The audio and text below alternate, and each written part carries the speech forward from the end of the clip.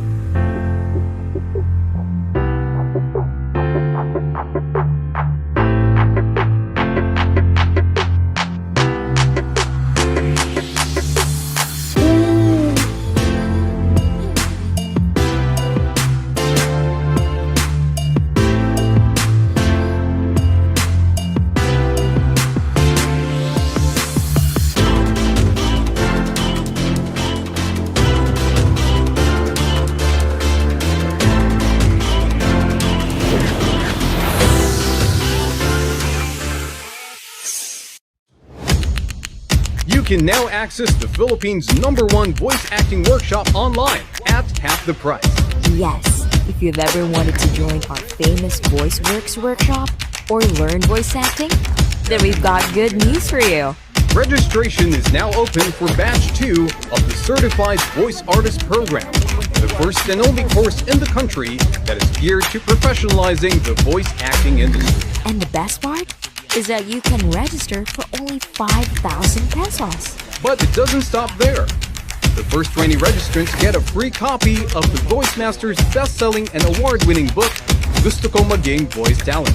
What are you waiting for? Email us now at nikki@creativevoices.com to secure your slot. Limited slots only.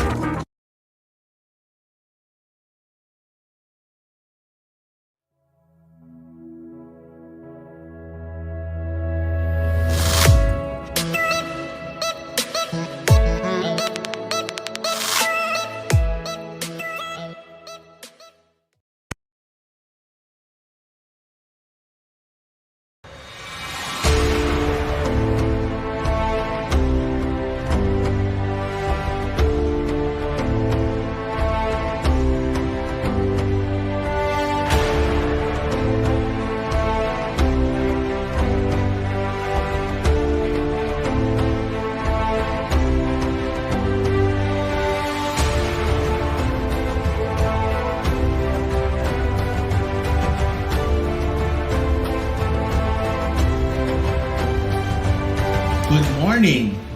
I'm Dr. Joseph Lee. Every morning I hydrate myself with natural soft spring water from Turkey. It is a soft water with low sodium and enriched with ozone. Eric Lee.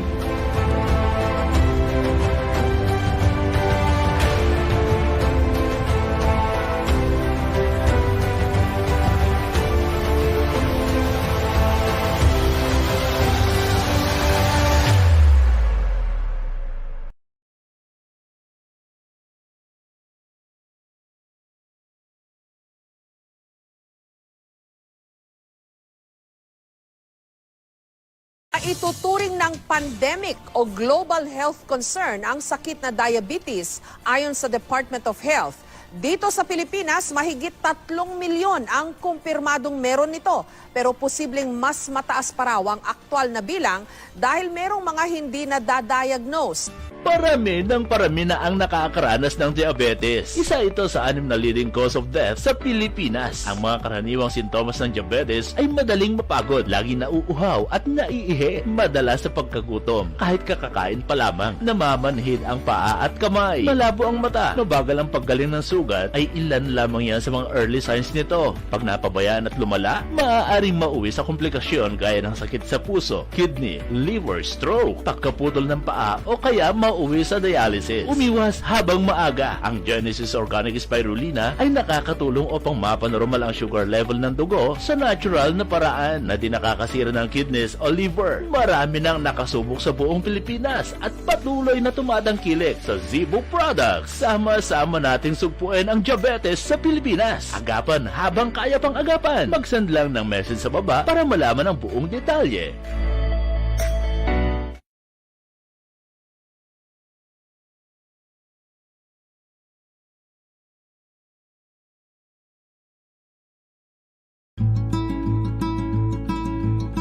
I love my coffee.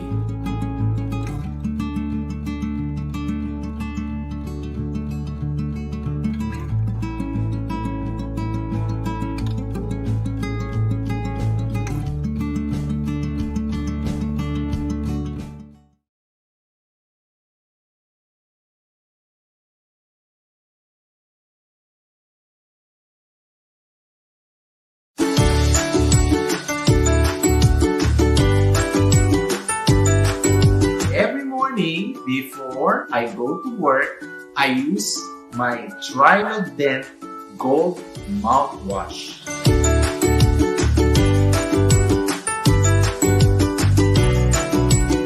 Ginagamit ko to kasi mabisang pagpusa ng unang bacteria. Subukan ninyo.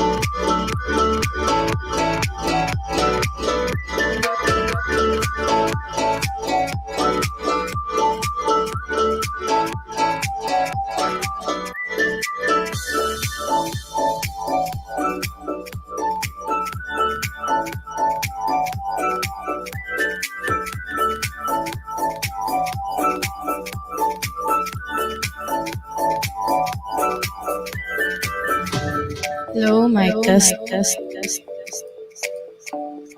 Hello! Great day everyone and welcome back sa show kung saan health is wealth.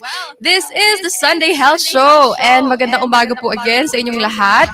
Bubusugin po namin kayo ng kaalaman bago ang inyong tanghalian. So my name is Mitzi Aguinaldo, the Voice Royalty.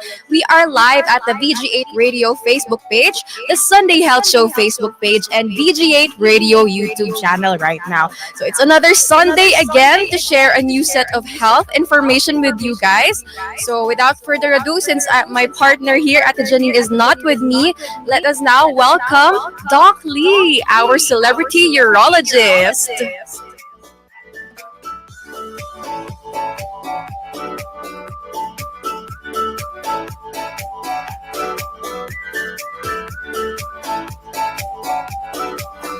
Hello.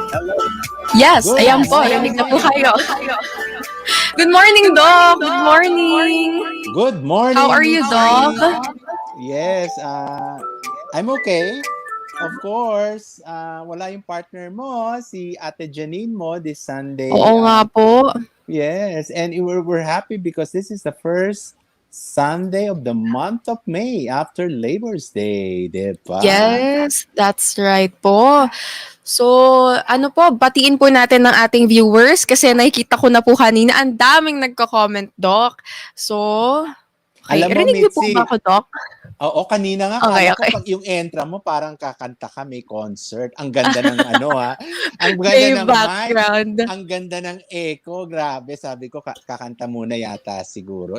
Siguro na next few episodes natin, kakanta muna ikaw bago din. Actually, Soon, Doc. sa ating mga nanonood ngayon, you have to hear Mitzi's voice. Maganda yan, di ba? Isa sa magagandang boses. Of course, maliban dyan, siyempre yung ate Janine mo, di ba? Isa ring maganda rin ang boses. How can you be wrong? I always tell my two girls here sa ating mga audience, how can you not wake up in the morning? Ano ko na yan, tag ko na yan. How Yes. can you not wake up in the morning seeing two beautiful hosts, 'di ba? Gigising ka talaga sa ayaw at gusto mo, 'di ba? Pero sa ating Kaya mga nga. 'di ba? Pero sa ating mga televiewers ngayon, magandang umaga po sa inyong lahat. Lagi na nga sinasabi ng aking partner na si pretty girl, baby girl, Mitzi, 'di ba? Na bago kayo mananghalian, makinig muna kayo sa mga kaaya-aya ang nakakatutong Yes. mga health news, mga health Opo. topics or mga new things that we want to share amongst our viewers, no? As what Yes you're po. saying, Mitzi, no?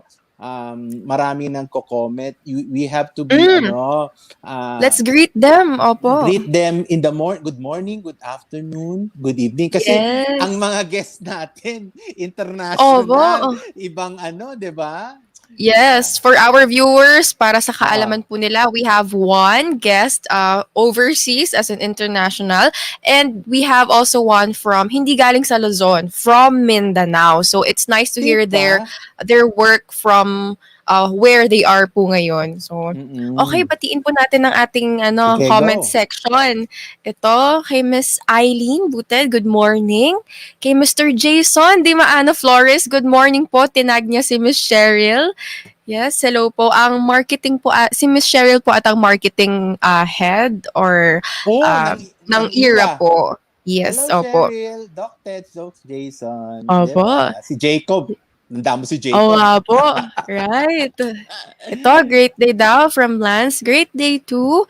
Good We morning, have from Lance. Daasa, Wow. Tausnis the second, if I'm not sure if tama po yung pagkaka-pronounce ko. Sabi niya, Huya, Brother Rhondelle Paraiso and Sir Jojo Sayson of Project Michaelangelo Foundation.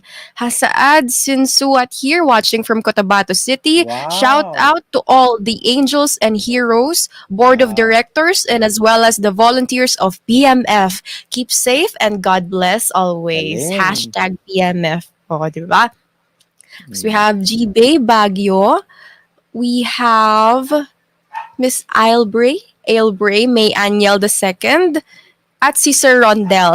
Nag-comment din po si Sir Rhondelle. Okay, Ay, guest Sir po namin Rhondelle. siya later. Okay. Grabe, ang Yeah. aga pa lang, Mitzi. Ang dami na comment, no? Oo nga po. A shout out sa mga Mitzips. Yes, hi Junico. Siyempre, ang mga Ang fans presidente mo, po. presidente ng fans club mo, hindi mawawala yan. Oh. Yes. Okay So, po. So Doc, kanina 'di ba, we have our sponsors and kung mapapansin nyo, 5 na ang sponsors po natin. And ang bago po dating sponsor ay ang ERA. So ang ERA Yeah. po, 'di ba Doc, this is the Emergency Rapid Assistance and we had them si Sir Jacob, ang COO ng kanilang company na magsalita po sa amin at i-share ang kanilang app. You So, can tell them, yes. Mitzi, a little about what's ERA. Oo. Yeah, so ERA is Yung actually an application. It is developed by the Home Defense Technology. This is the first all-in-one emergency app in the country that provides us with reliable emergency 24/7 kahit saan mang lupalo po ng bansa tayo. So, di ba? Dahil at madali- sponsor. Oo. Yes, Doc, sorry. Hindi, it's okay. Sorry, Aba.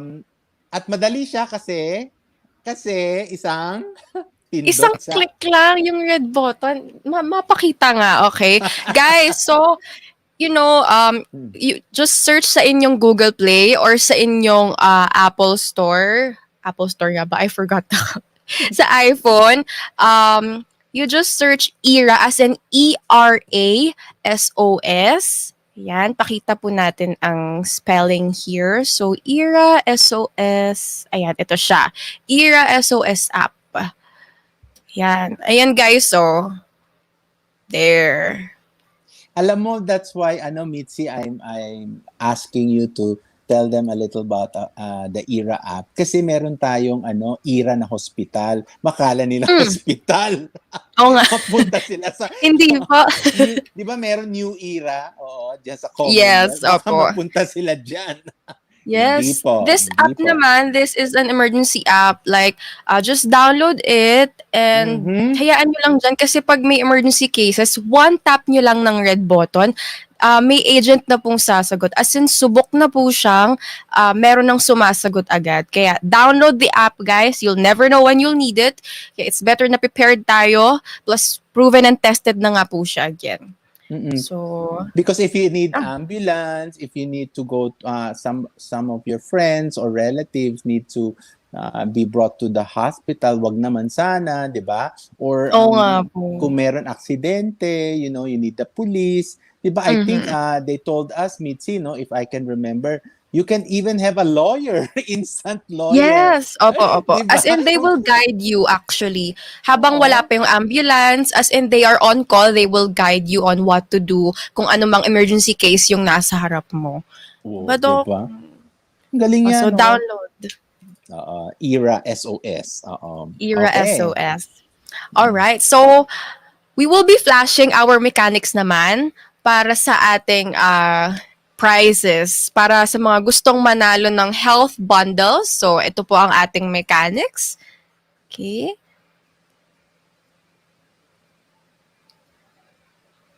Okay, nawala po ata yung mechanics natin. Okay, here. Ito na. Here's how to win. There, tag 3 friends sa comment section.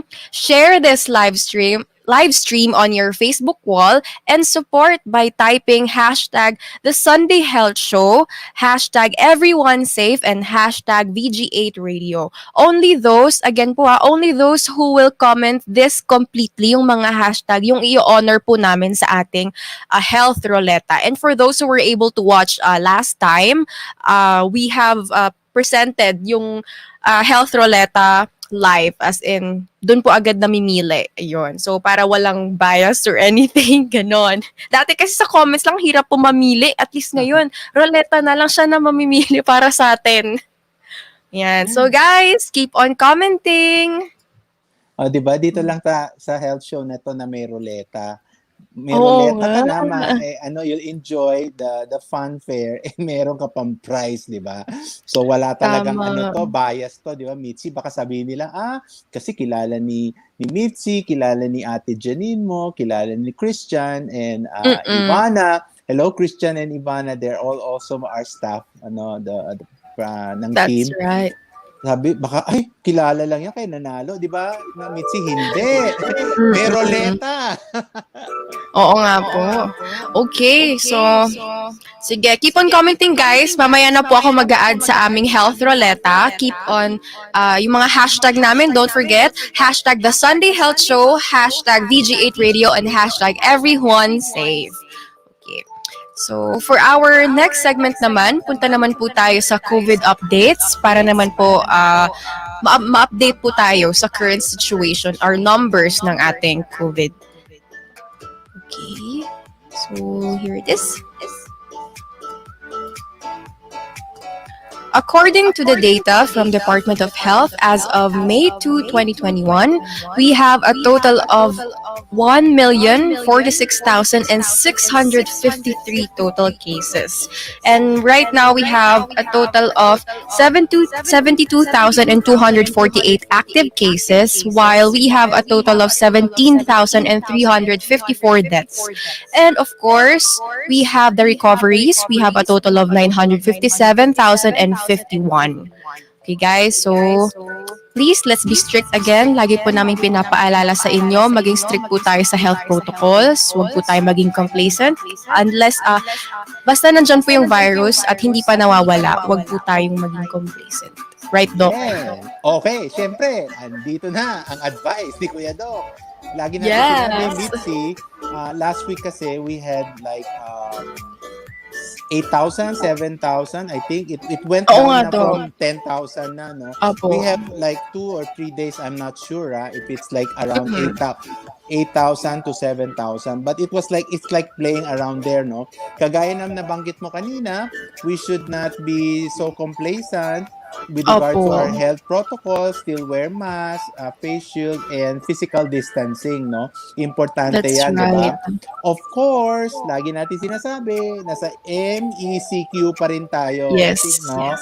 With a little leeway with regards to some of the business that we have. May spa na yata, di ba? May barber shop. Pero 10% ganun. Then yung mga restaurant yata, Michi, 30% yan yata Yes with po. all the health protocols. So, unti-unti, slowly that we will go there, no?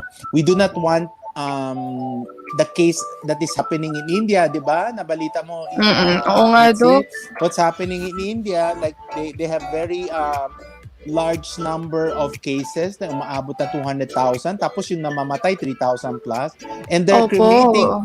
they're cremating their deads Sa outside, di ba? tabi-tabi. Tabi-tabi Opo. nakakata. So kung Extreme na po yung mga nangyayari.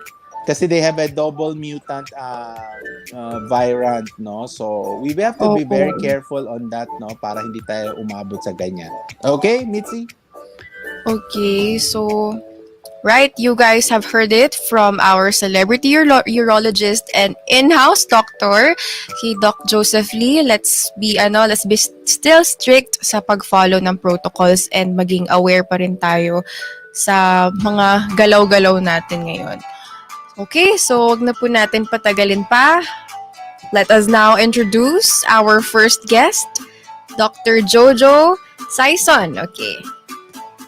Our special guest has an outstanding roster of achievements and distinction under his belt.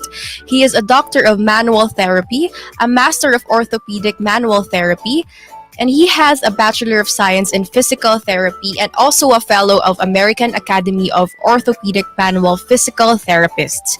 He is also a Lieutenant Commander, Philippine Coast Guard Auxiliary, Air Group 107th Squadron, and a research scientist consultant / co-investigator for NASA IVD team. So guys, please welcome all the way from Illinois, USA, Dr. Joselito Jojo Sayson.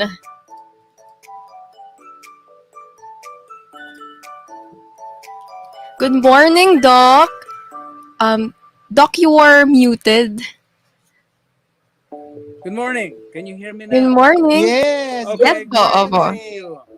Binabati ko lahat ng mga nakikinig at pwede bang batiin yung mami ko kasi nag-birthday. Of course. Greet first. Opo. Mami ko si Elvina Valcos Sayson, 8 years old, April 1, last Wow. Friday. Mami, I love you. At saka yung mga Valcos family din sa Bulacan, Marongkilo, San Rafael. Hello everybody. Ayan. Love you, Mami. Wow. Kasi Love you, Mami. tama yan, Doc Jo. Kasi malapit na Mother's Malapit Day next na. week. So we Opo. love you. Ganda na, no? Okay, you have to have, Mitzi, kailangan mag-time check si Doc Jojo. Your time now in Illinois is... It's 10:37 p.m. Saturday night. Oh, yan. Wow. Oo.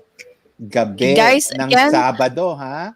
Mm. Doc Jojo is live from Illinois, USA. So we are very grateful to have him here and for his time here. Na binigyan niya po tayo ng oras here. So again, Okay. welcome po sa Sunday Health Show, Doc. Isang magandang evening po sa inyo dyan. Alright. So first, Doc Lee, let us Ako na? start with... Opo, sige Doc. Gusto mo ikaw? Dito. Game Hindi. na. Okay. Ako muna ba ano? Okay. Of course, with your tremendous accolades and titles and many things that you have done, no? I and Mitzi would like to ask you, Doc Jojo. Simulan natin ng doon sa specialty mo. You're an orthopedic And you are specializing in manual therapy. Okay, dun muna tayo. Himayin muna natin, Mitzi, si Doc Jojo. Sige. What Yes. is Apo. what do you do with manual therapy in the broad sense of an orthopedic Okay. Well, doctor? in the broad sense of orthopedics, I'm basically a physical therapist. I graduated from the University of Santo Tomas way back in 1984. And coming to the US, may kulang eh. Kasi it seems like ang physical therapy needs to evolve to a higher degree. Kaya what I did was I searched for the best physical therapist I can find in the world, and he happens to be Norwegian. His name is Ola Grimsby. Now, he was teaching manual therapy, and I was wondering, what is manual therapy? Well, in a broad sense, ang manual therapy is a cross between a physical therapist and an osteopath. But it's a marriage, a good marriage of academia and clinical skills. Kasi napapansin nga namin, maraming mga tao, alam nila yung mga academia, no? Alam nila yung mga origin and search ng mga muscle, mga ibang diseases, pero wala silang clinical skills to make the person better. So, we employ what you call critical thinking. Kaya we are trained diagnosticians. We diagnose the exact musculoskeletal or neuromusculoskeletal problem, and we apply manual kasi we apply the appropriate biomechanical energy para nag-heal siya. Kaya for the record, I'm the first Filipino orthopedic doctor of manual therapy in the world. Kaya I return to the Philippines once in a while to teach kasi this is a higher level. It's either you know it or you don't know it. Kaya ang very very rigid ang training namin sa how to analyze, how to do differential diagnosis, how to use palpatory skills and actually use this hindi massage kundi merong manipulation, mobilization, pero with the right indications of contraindications. Kaya ang mga success rate is very very high. It also smashes the conventional times of the healing of people. Kung tawagin biomechanical energy ginagamit namin, ibig sabihin, we have to diagnose first, kunyari back pain, no? Typical. Kasi ang typical physical therapy, parang ano siya standard siya. It's the same things that's being done with the treatment. We have to identify ano ba ang cause. Pwedeng muscle, pwedeng bone, pwedeng cartilage, pwedeng nerve, pwedeng visceral referral. Pag na-identify mo, makakagawa ka ng appropriate exercise. Kunyari, cartilage siya. Kapag cartilage ang damage, ang biomechanical energy mo dapat compression, decompression, saka gliding. Dapat yung painless siya kasi ginagamit ngayon sa mga treatments, no pain no gain, which is absolutely wrong. Kapag may pain ka, merong damage. It's actually a misuse ng delayed onset muscle soreness, which is no pain no gain sa workout, which is pain after a workout about 2 or 3 days later, not immediately during the treatment. Kung may treatment ka na biomechanical energy na appropriate, dapat hindi sumasakit, hindi nag-aggravate ang symptoms during the treatment. Kaya mga exercise namin, it has to be painless at mabilis gumaling ang mga pasyente. It's hindi lang ito by experience or by anecdotes, kundi meron ko yung mga science, may mga research that's available to prove this. Clinical experience. Right. I've been doing this for 38 years. Kaya I've been around. I'm almost 60 years old. Kaya I've been around. I've been teaching. Really, though? Doesn't look, no? Hindi mo. Hindi, kasi nga, yung in this process, as I'm learning, kasi tinatanong sa akin ni Doc Joseph, yung how is this defining me, di ba? Parang gano'n. Right. Yeah. Well, in the process of learning for critical thinking, you end up reaching for the top of the game. Right. Now, when you reach the top of the game, most people become complacent kasi nagiging sila kunyari specialista ka for one thing or cardiac. If you get complacent, may iwanan ka kasi the scientific knowledge is continuous, and not just that, the clinical skill is also continuous. Kaya nagiging yung the marriage nga between academia in clinical skills, kaya mga diagnosticians kami. And I know it works because the research, and I've had this thousands of patients na gumaling, pati mga astronaut na nagko-consult sa akin, gumagaling din sila. Kaya it's been proven through the Ola Grimsby Institute. In fact, we do teach in the Philippines. Once in a while, we come there. We do have another opening of a doctor of manual therapy degrees. Kaya we're ongoing. So in a nutshell, that's what it is. It's a marriage between a combination between a physical therapist and an osteopath. Kasi karamihan ng mga modalities in physical therapy, although you can use it, the research shows that it does not have any long-term effects, long-term benefits. Kaya it's very complicated. This is the shortest concise description I can give you. Kaya I'm trying to teach in the Philippines as well. In fact, all over the world as well. Pero itong COVID nga na halt yung mga travel ko. Kaya from then on, napunta na ako sa NASA from then on. You know, when alam mo, Mitzi, when Doc Jojo is explaining about manual therapy, I was thinking na it just smacks through the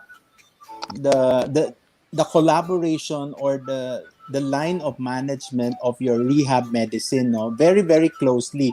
It's not purely that you're a physical therapy, no, and you are given instruction by your rehab medicine to do this certain procedure and diagnostic exercise to your clients, diba? At the end of the day, diba, Doc Jojo, you will say, you can probably ask your physical therapist, oh, what is this exercise about? Why do you have to put those for my MPS? And of course, some of the therapists will just say na, oh, we are given this list of instruction from the rehab. But with your subspecialty or your subspecialty, you can probably explain like a true blue rehab medicine or beyond that. This is because of the biophysical, this is biochemical, these are all the things that have happened. So at least you entertain your patient and in a more expounding aspect of why is happening to my muscle. Correct. Kasi traditional sa Philippines, the physician usually gives instructions to what to do, kung ano gagawin sa pasyente. Di ba? Kasi pero if you look at in a nutshell, kukonti ang mga diagnosis. Kasi ang typical school of thought for physician diagnosis is symptom based. Back pain, neck pain, sciatica, pero we employ what you call the biomechanical model of diagnosis.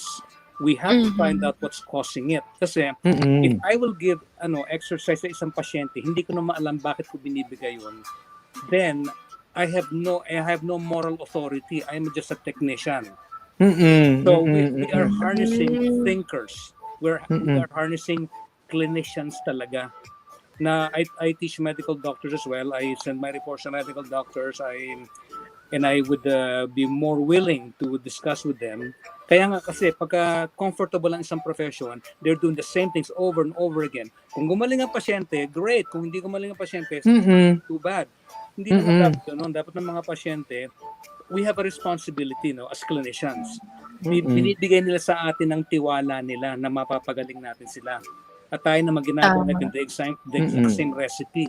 We need to teach the new generation how to think, and to make them think, they need to be accessing the latest in research, and marunong sila. Hindi sila dapat yung kunyari nakakabasa ka ng research, take it with a grain of salt.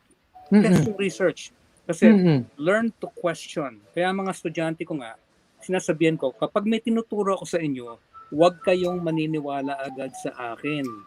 Kasi dapat i-research nyo. Tingnan nyo kung tama yung sinasabi ko. Kung ang isang estudyante ko sabihin na mali ako at mapapatunayan niyang mali ako, papasalamatan ko siya. Kasi naiira sa profesyon natin yung pride na hindi yung pwede sabihin mali ang teacher mo. Diba? Sisipain ka, babaksa ka. Hindi yung pwede sabihin mali ang doktor mo. Right. Opo. Kapag nauna ang pride, nawawala na ang specialty. Kaya dapat itatabi niya kung gusto niyong maging specialist ng kahit ano, you need to know and learn when you can be a teacher and when you can be a student. Mm-mm. Kasi That's minsan nice. yung pasyente Oo. nagtuturo sa akin eh. Yes. Maganda kasi yung Mitzi, sabi ni Doc Jojo, they're looking on to, I think, more, now I know, manual therapy looks more of the cause and the effect. Mm-mm. No, then you Opo. treat. Kasi then you manage. Kasi pag you do not know the cause, Mhm. the symptomatology becomes repetitive, and sometimes your clients or your patient, diba, Doc Jojo will say, why is it like this? I keep on going It to will this keep on doctor. coming It back. will Hindi keep ka on Yeah. hindi coming. ka What is the gumagaling. cause? Diba? Oo. Right. Kaya this is a initiative ko, not just for physical therapists, pero any profession in the medical field. You know, yung kasi dito sa lugar namin, para akong exotic food eh. Either the doctors hate me or love me. Totoo. Oo, kasi dito hindi naman nauuso rin yung yung may politika rin sa medical profession dito. May Right. mga business side na Sad but true. kaya ang hirap maging maging mover and shaker ka eh. Kaya in doing this for many years, mer mga physical therapist, chiropractors na nagagalit sa akin dahil akala nila kinukuha ko yung business nila, but I don't do that. Hindi na ako nagma-market nga eh. I let my patients do the talking for me. Wow. Kung mapagaling ko ang pasyente, for example lang to. Meron akong naging pasyente na alam niyo yung ACL, PCL reconstruction sa knee, di ba? Yung mga total reconstruction. Ngayon, on an average, ang physical therapy rehab nito is anywhere from 7 months to 12 months bago makatakbo yung pasyente. 7 to 12 months, yun ang average. Ngayon, nagkaroon ako ng pasyente, I did not do any magic, but it's just all biomechanical energy with the appropriate conditions. Napatakbo ko yung pasyente ng 7 weeks. Wow. 7 weeks. Ngayon, In yung doktor, just 7 weeks. nung nalaman doktor na tumakbo yung pasyente niya ng 7 weeks, nagalit sa akin. Bakit daw pinakwetsa ko yung... Pero, Nagalit pa. chinek niya yung pasyente. Nagulat siya, bakit stable lahat? Kasi hindi naman ako nag-magic eh. Kapag ang biomechanical energy mo is appropriate and indicated, ang healing, maniwala ka, ang bilis ng healing. Yes. Kaya yun it's just a typical example, no? Pero it involves not just biomechanical energy kasi ang paggaling ng pasyente, 3 bagay yan eh. Correct biomechanical energy kapag nakuha mo na yung diagnosis. Yung cause, correct biomechanical energy, correct nutritional energy, dapat yung nutrition, alam mo yung bawal at saka yung quantity. At saka restitution. Kailangan alam nila kailan magre-rest between the sets and between the sessions. Kaya a total education of the patients. Ngayon, kapag ginawa mo yung sa pasyente mo, you become an institution of knowledge. Kapag naging institution of knowledge ka, ang tiwala ng pasyente sa'yo, mataas. Pag mataas ang tiwala, magko-comply. Pagka nag-comply, gumagaling. Yan ang very Right. Yeah. Diba? Ang galing, diba? I love the word Mitzi, institution of knowledge. Kasi minsan, when you go to when patients go to you, masakit dito, di ba? Doc Jo, what we do is like, bigyan kitang gamot, reseta, and that's it. Hindi gumaling, balik na naman siya. And this is what happens, alam mo, Mitzi, when patients, shopping, di ba? Alam mo yan, Mitzi, shopping ng pasyente, punta dito, punta. At the end of the day, hindi alam ng pasyente mo, bakit hindi siya gumagaling? Parang nothing is working from his side or whoever, no? Even if you recommend somebody who is the best of the best, no? Kaya sinasabi nga ni Dr. Joe na you really have to know all this aspect of that. Very good. Pero if I can add something, hindi lang yung magtatanong ng pasyente ng bakit hindi ako gumagaling. Ang pinakamasakit niyan, yung pasyente, nagtatrabaho yan para sa perang binabayad nila. Nagbabayad sila, kumakain sila, nagbabayad. Ba't ko binabayaran, sinasayang ko itong pera ko, wala nangyayari. Yun. Pwede ko ipakain sa anak ko to. Yan. Yan ang nangyayari. Oo nga. Kaya yung profession natin to heal people is actually more romantic, no? Kasi as clinicians, we don't heal people. I do not heal my patients. I set the conditions for the patient to heal themselves. Kasi God created the human body to be able to heal, but the conditions have to be perfect. Parang sugat yan eh. Kapag palaging marumi yan, hindi gagaling yan. Anong gagawin mo? Ang condition mo, linisin mo yan, make sure Tama. walang stress na mag-open ng sugat, mas mabilis ang paggaling yan, di ba? Saka nutrition, maganda ang mga sustansya ng pasyente. Kaya, as clinicians, it's just romantic to say we are healers. We are not. We are basically glorified coaches. If we set the right conditions, gagaling ang pasyente. At saka may psychological part pa yan. Kaya mga pasyente ko, mga kaibigan ko lahat yan. Yes. Parehong attitude natin. Your patients should be your friends, no? And very good friends. Oh, Mitzi, you have a question? Parang, naririnig ko po sa iba po nating guest na pinupintahan po nila sa bahay nila para i-check kung ano yung mga kinakain. Wow. So anyways, Doc Jojo, I heard yung biochemical energy from you earlier. So could you share to us a few more? What do you mean by the biochemical energy that's being used po? Well, to clarify, it's biomechanical energy. Biomechanical. Kasi biochemical means nutrition na yun, no? Okay po. Biomechanical, for example, no? Kapag ang problema, ang pathology is cartilage, the biomechanical energy to make cartilage heal is compression, decompression, and fast gliding. Palaging compression. Right. Opo. Kaya mga exercise niya sa cartilage, mabilis. Kaya pagka, di ba, ang tao, lalo na pagka may arthritis ka, pagising sa umaga, parang hindi mo maunat yung mga daliri mo, di ba? Anong gagawin mo, di ba? Open and close, open, mabilis. Di ba? Para mag-produce yung cartilage at saka yung synovium ng synovial fluid. Ng mechanical energy is gliding. Therefore, kung ang source of the problem is cartilage, you want to make sure that pwede mong yung joint, kung tawagin, meron siyang joint play, di ba? Yung kundali, dalawang buto, meron siyang capsule, di ba? Parang yung pakpak ng manok, di ba? May capsule yan, no? Pagka stiff siya, kunyari pinrito mo yung pakpak ng manok, hindi mo na magagalaw yun, di ba? Yes. Fresh siya, nagagalaw kasi yung capsule pliable. Ngayon, ganun din ang comparison sa injury. Kapag may injury ka, because of swelling, inflammation as a response to trauma or infection, nag-scar yung mga capsule na yan. Kaya ang manual therapist naman, they need to know the palpation skills sa correct biomechanical pull. Yun ang i-stretch mo, correct dapat. That means within the physiologic limit, roughly about 3% of collagen deformation. Kapag sumobra ka doon, mapupunit lalo yun. Kaya kapag hinatak yun, kunyari, inopen mo, kapag physiological, masarap ang pakiramdam. Kapag mas masakit, you're tearing it. Kaya we have to make sure na yung cartilage hindi nagko-compress masyado. Kaya the joint needs to be moved. Pero before you move that, kailangan master mo ang anatomy. At saka kung saan nahawakan palpatory skills. Kasi alam mo anatomy, hindi naman niya kayang hanapin. Nagkaroon ako estudyante dati, ang galing-galing sabihin yung origin insertion ng supraspinatus sa shoulder. Yes. Sabi ko, palpate it and show it to me. Hindi niya malaman kung saan napapalpate.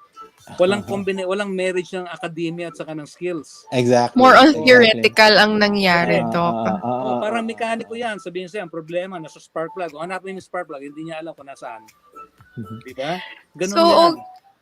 Hearing yung yung pagkaka-explain po ni Doc Jojo. So, biomechanical. It's more on, biomechanical. Biomechanical. Yeah, the movement po siya. Am I right? Okay. Iba-ibang klaseng movement na yan. Kung balik tayo sa cartilage, kung ang problema mo cartilage, kunyari cartilage sa leg, sa back of the neck, tapos ang ginagawa mo, kinocompress mo palagi gano'n, hindi gagaling yan. Kasi lalo mo kinocompress kailangan mo i-distract siya at saka i-glide mo. Kaya kailangan alam mo yung kung ano yung pathology, kung ano yung gamitin mo. Kung may punit ka naman sa ligament, hindi yung pwedeng i-stretch yan. Dahil mapupunit lalo yan. Kailangan modified tension, impulsive loading yon. Doon sa pagaling ang ligament.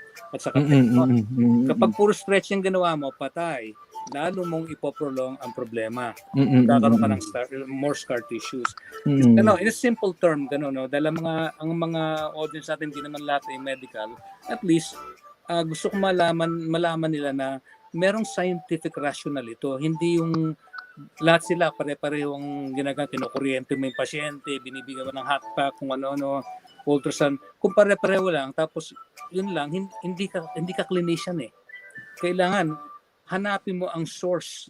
Yeah. Tapos magagamot mo yan.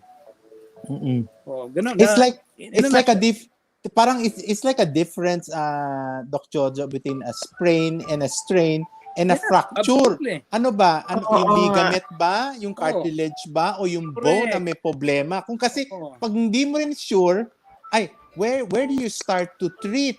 You're even not sure which is the injury, right? Kung natin yung isang example mo, strain, muscle strain. Ibig sabihin nun, kapag tinignan mo sa microscope ang mga fibers sa muscle, may punit yan. Yun ang strain. Masakit yan. Ngayon, kung may punit siya at ang gagawin mo sa muscle, i-stretch mo lalong mapupunit. Di ba? Stretch. Kaya, kasi traditional eh. Yes, you know that merong diagnostic skills yan eh para malaman mo kung muscle or not. Once you determine na muscle siya, ano ang magpo-produce ng protein healing? You have to contract the muscle without stretching it. Kaya ang contract niya within the painless, dapat walang sakit. Kaya hindi ka hatak ng hatak sa muscle, lalo mapupunit yan. Parang t-shirt mo. Kapag may konting punit yung t-shirt mo, hinatak mo lalo, hindi hubad ka na. Di ba? Correct. Lalong lumuwag. Kaya hindi lahat ng stretching physiological. Tandaan parang, po natin yan.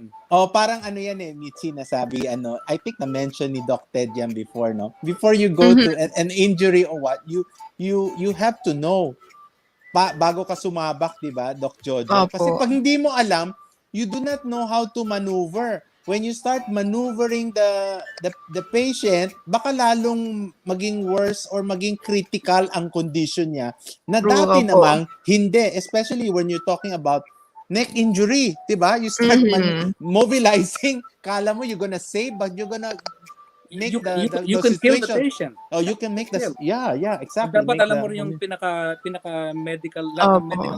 For example, meron kang rheumatoid arthritis, no? For example. Tapos meron kang neck pain yung rheumatoid arthritis mo. Ngayon, we have to understand na kapag rheumatoid arthritis ka, mga dispersed ang mga inflammation yan eh. Swollen ang mga ligaments, no? Di ba? Ngayon, ang mga ligaments swollen, kapag chronic swelling, nagdi-disintegrate yan, kaya magiging elastic yan. Sobrang elastic, madaling mapunit. Ngayon, what I'm saying about sa neck is because yung skull, C1, C2. Ang C1 sa C2 may connection niya na odonto. Yeah. Meron nga yung ligament. Kapag minanipulate mo yan, hindi mo tinitingnan ng background ng pasyente, pwede mong patayin ng pasyente. Kasi pag nalagot yung ligament na yon, pwede tumama sa spinal cord, patayin ang pasyente. Kaya the procedure of, for example, manipulating yung high velocity thrust yung leg, the manipulation itself is actually good. Yung mga palagutok, it is actually good. Ang problema, it is good, but favorite ko yung Doc, mga ganun. Natuwa, yung mga ganyan-ganyan. Pero may condition yan. It has to be on the right indication. Kasi kapag ginamit mo sa contraindication, lalong magagrabe ang pasyente mo at pwedeng mamatay ang pasyente mo kung tinamaan pa yung spinal cord or napunit mo yung vertebral artery. May stroke yan. Dun sa opisina mo. Kaya the diagnostic skills is they're very precise. You need to know the pathology kasi you might end up applying something that can be worse for the patient. Pwede mo siyang mapatay. Di ba? Kahit gamot yan, hindi pwedeng bigyan ng gamot kahit you have to know what are they taking kung medical ka. Baka meron pang indication ng mga gamot, di ba? Pwedeng mangyari yon. Right? Opo. Okay. Sige, yan. Nutshell lang yan kasi napakalaking topic yan eh. Oo. Alright. Okay. Sige. So, tatanungin ko, ako magtatanong, bago itanong mo yung pamde. No, kasi, di ba, Mitzi, we're so amazed with his Doc Jojo's CV. And we are wondering, what is your involvement with NASA? Anong ginagawa ng isang Doc Jojo sa NASA. Oo, Di ba? nakakatuwa Parang eh. Mitzi, malay mo kami ba ni Mitzi pwede mag-apply? Hindi, joke Pwede. lang. So, how did you went there? Who invited, or you were invited by NASA? And what are you doing in NASA, and what is your experience with NASA? Okay, great. Magandang katanungan niyo kasi palaging tinatanong sa akin ng mga estudyanteng physical therapist. Marami kong mga messages. Doc Jojo, how do I apply to NASA to work with the astronaut? Anong work? Ang frame of mind ng tao is ano ang mga procedures para makamit mo ang isang bagay. Merong kailangan ng recipe, di ba? Yeah. Now, ang answer doon, there is no direct line from a physical therapist to NASA. I found my way in. Now, because I was studying orthopedic manual physical therapy, highest level na of whatever I can find, kailangan, madali kang, hindi ka dapat makontento. Kung tawagin nga yan, kailan ba magbabago ang isang tao? Only if you are pushed out of your comfort zone. For example, komportable ka sa trabaho mo, yung sweldo mo, paano ka hahanap ng mas magandang trabaho? Di, kung sisantihin ka, out of the comfort zone ka na. Kasi, karamihan ng mga tao gusto yung we have to be in a comfort zone, comfortable income, comfortable relationship, lahat gusto comfortable. When I retire, I have to be comfortable. Sabihin ko sa'yo, the comfort zone is a beautiful place, but nothing ever grows there in the comfort zone. Mamamatay ka doon. It's a source of depression. Kaya sinasabi ko sa inyo to kasi to get to NASA requires that you have to be individually ready to go to the next level. And how can you do that? Do not wait na may mangyaring sakuna sa'yo. Lumabas ka sa comfort zone. Kaya ang ginawa ko, from studying orthopedic manual physical therapy, nagtuturo ko all over the world, na I needed to know more. Kasi sayang yung binigay sa ating utak ng Diyos eh. Sayang kung hindi mo gagamitin. Kaya naghanap ako, parang akit ka ng bundok eh. Nakit ko na yung bundok ng manual therapy at saka yung mga related sciences noon. Imbis na wala na maakit ng bundok, nandun na ako sa tuktok eh. Anong gagawin mo? Hanap ka ng bagong bundok. Di ba? Exactly. Kaya I looked at NASA. So, to find it, it's kailangan medyo dadayo tayo sa sa motivational aspect. Ngayon, the human mind is so powerful, no? It's God-given. The brain is only a 1.5 kilogram vehicle. Ngayon, to make things happen, you have got to want it to happen. I was looking for the best minds in the world, and I can find it in NASA. Ngayon, I wanted to go there, but I don't know how to. Ang importante lang sa mga drive natin, you have got to have the passion to want or do something, kahit hindi mo alam paano. Darating at darating ang mga opportunities. And that's another way, quantum physics na yan. It's actually real. Kung ano yung gusto mo sa buhay, if you have enough passion, you will meet the right people, you will have the right opportunities.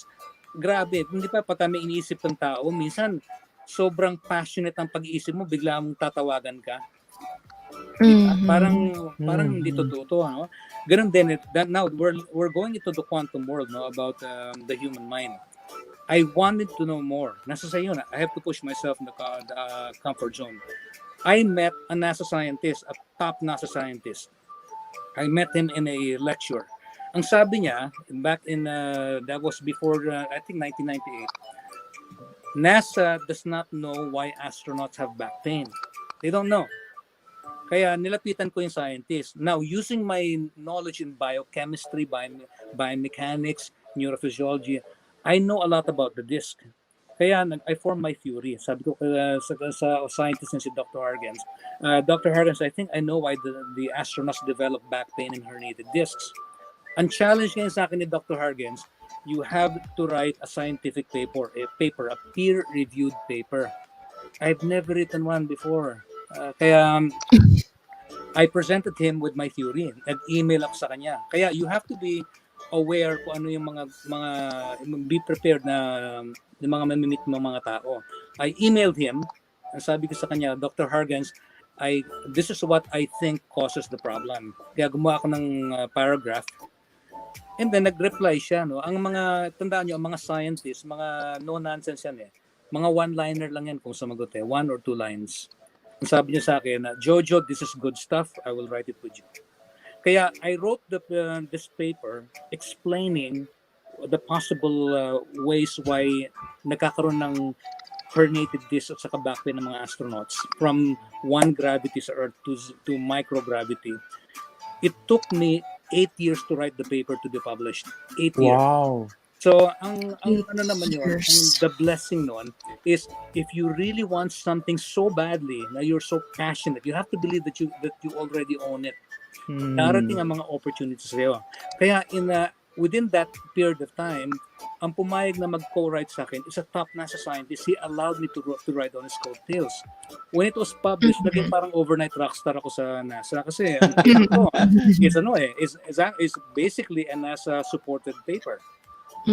Kaya from that paper, nag-invite ako mag-speech sa NASA, and it was basically standing ovation kasi wala pang nag-describe. Bali, I'm the first author to create a workable theory why astronauts develop back pain in space. Kaya part 2 nun is that I was just volunteering my time. So I volunteered about 10 years of my life to research. Kasi wala naman akong bayad nun eh. I don't care. Kasi nakakausap ko itong mga matatalinong tao. Yes. Ngayon, tinawagan ngayon ako ng kasi I applied for the astronaut for 3 times. Kasi gusto ko maging astronaut eh. Nag-apply talaga ako 3 times. Pero hindi ako tinawagan ng 3 beses na yun. Tumawag sa akin si Dr. Hargens. Tinanong kung gusto raw niya ako maging part ng scientific team sa NASA. Kaya tinawagan ako ng NASA para maging scientist, hindi para maging astronaut. Kaya yung because of that research, ngayon na-inspire ang NASA, ngayon let's go further. Let's study the astronauts. Kaya ako naging pinaka-leverage na naging cause na i-test yung mga astronauts. So I worked with 12 astronauts for 10 years before and after flight. Na X-ray namin siya, na MRI. Ako nag-test ng mga back strength nila. Kaya we've written so many papers and I'm still writing a new one. Kaya game changer siya. Kaya there's no direct path eh. You have to show NASA something that they don't have. Kaya it's not about paano ka makakapunta sa NASA. No, you have to really want to have it. You have to have anything in life. If you don't have the passion for it, it's not gonna work. I didn't know how to, pero dumating na yung mga opportunities na yan. And then I explained that in a 2-hour lecture sa mga motivational talks. So how it actually works. And this is something na hindi na science eh. It's beyond science eh. Kaya you have to be able to be prepared na lumukso ka sa panibagong mga possibilities. It's a possibility of God. During that time when they took you in, 'di ba? Mitzi, gusto natin malaman, are you the only Filipino Yes. that was wow. Yeah. Mitzi, grabe, siya lang. Yeah. Galing. Ito nga, when I present my lectures, yung mga estudyante ko mga Pilipino, tinatanong sa akin, Sir Jojo, how does it feel to be a Filipino NASA scientist? Alam mo ang sagot ko, nakakalungkot.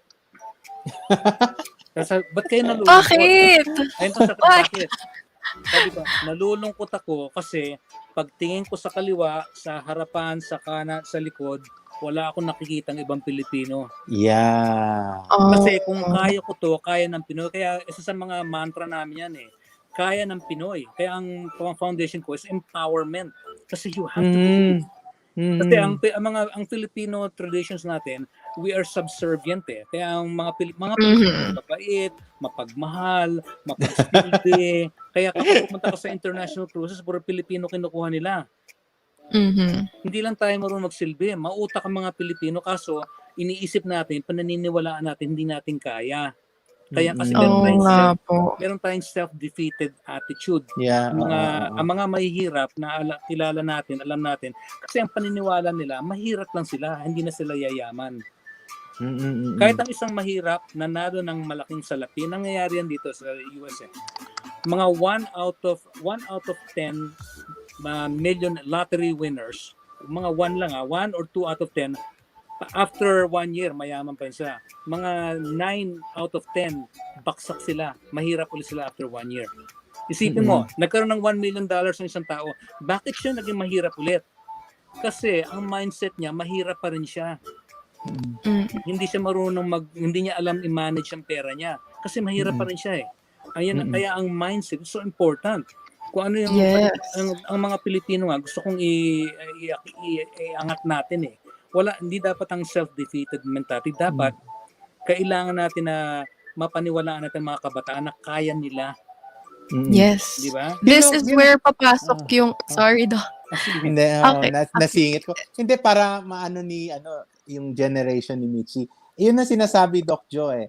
Kasi lagi natin sinasabi, the voice of the Filipino is not worth listening if you are amidst Europeans o mga puti. Di ba, Doc Jojo? Pag nakita ka, who is this person talking now in the podium saying these things and these things and this theory?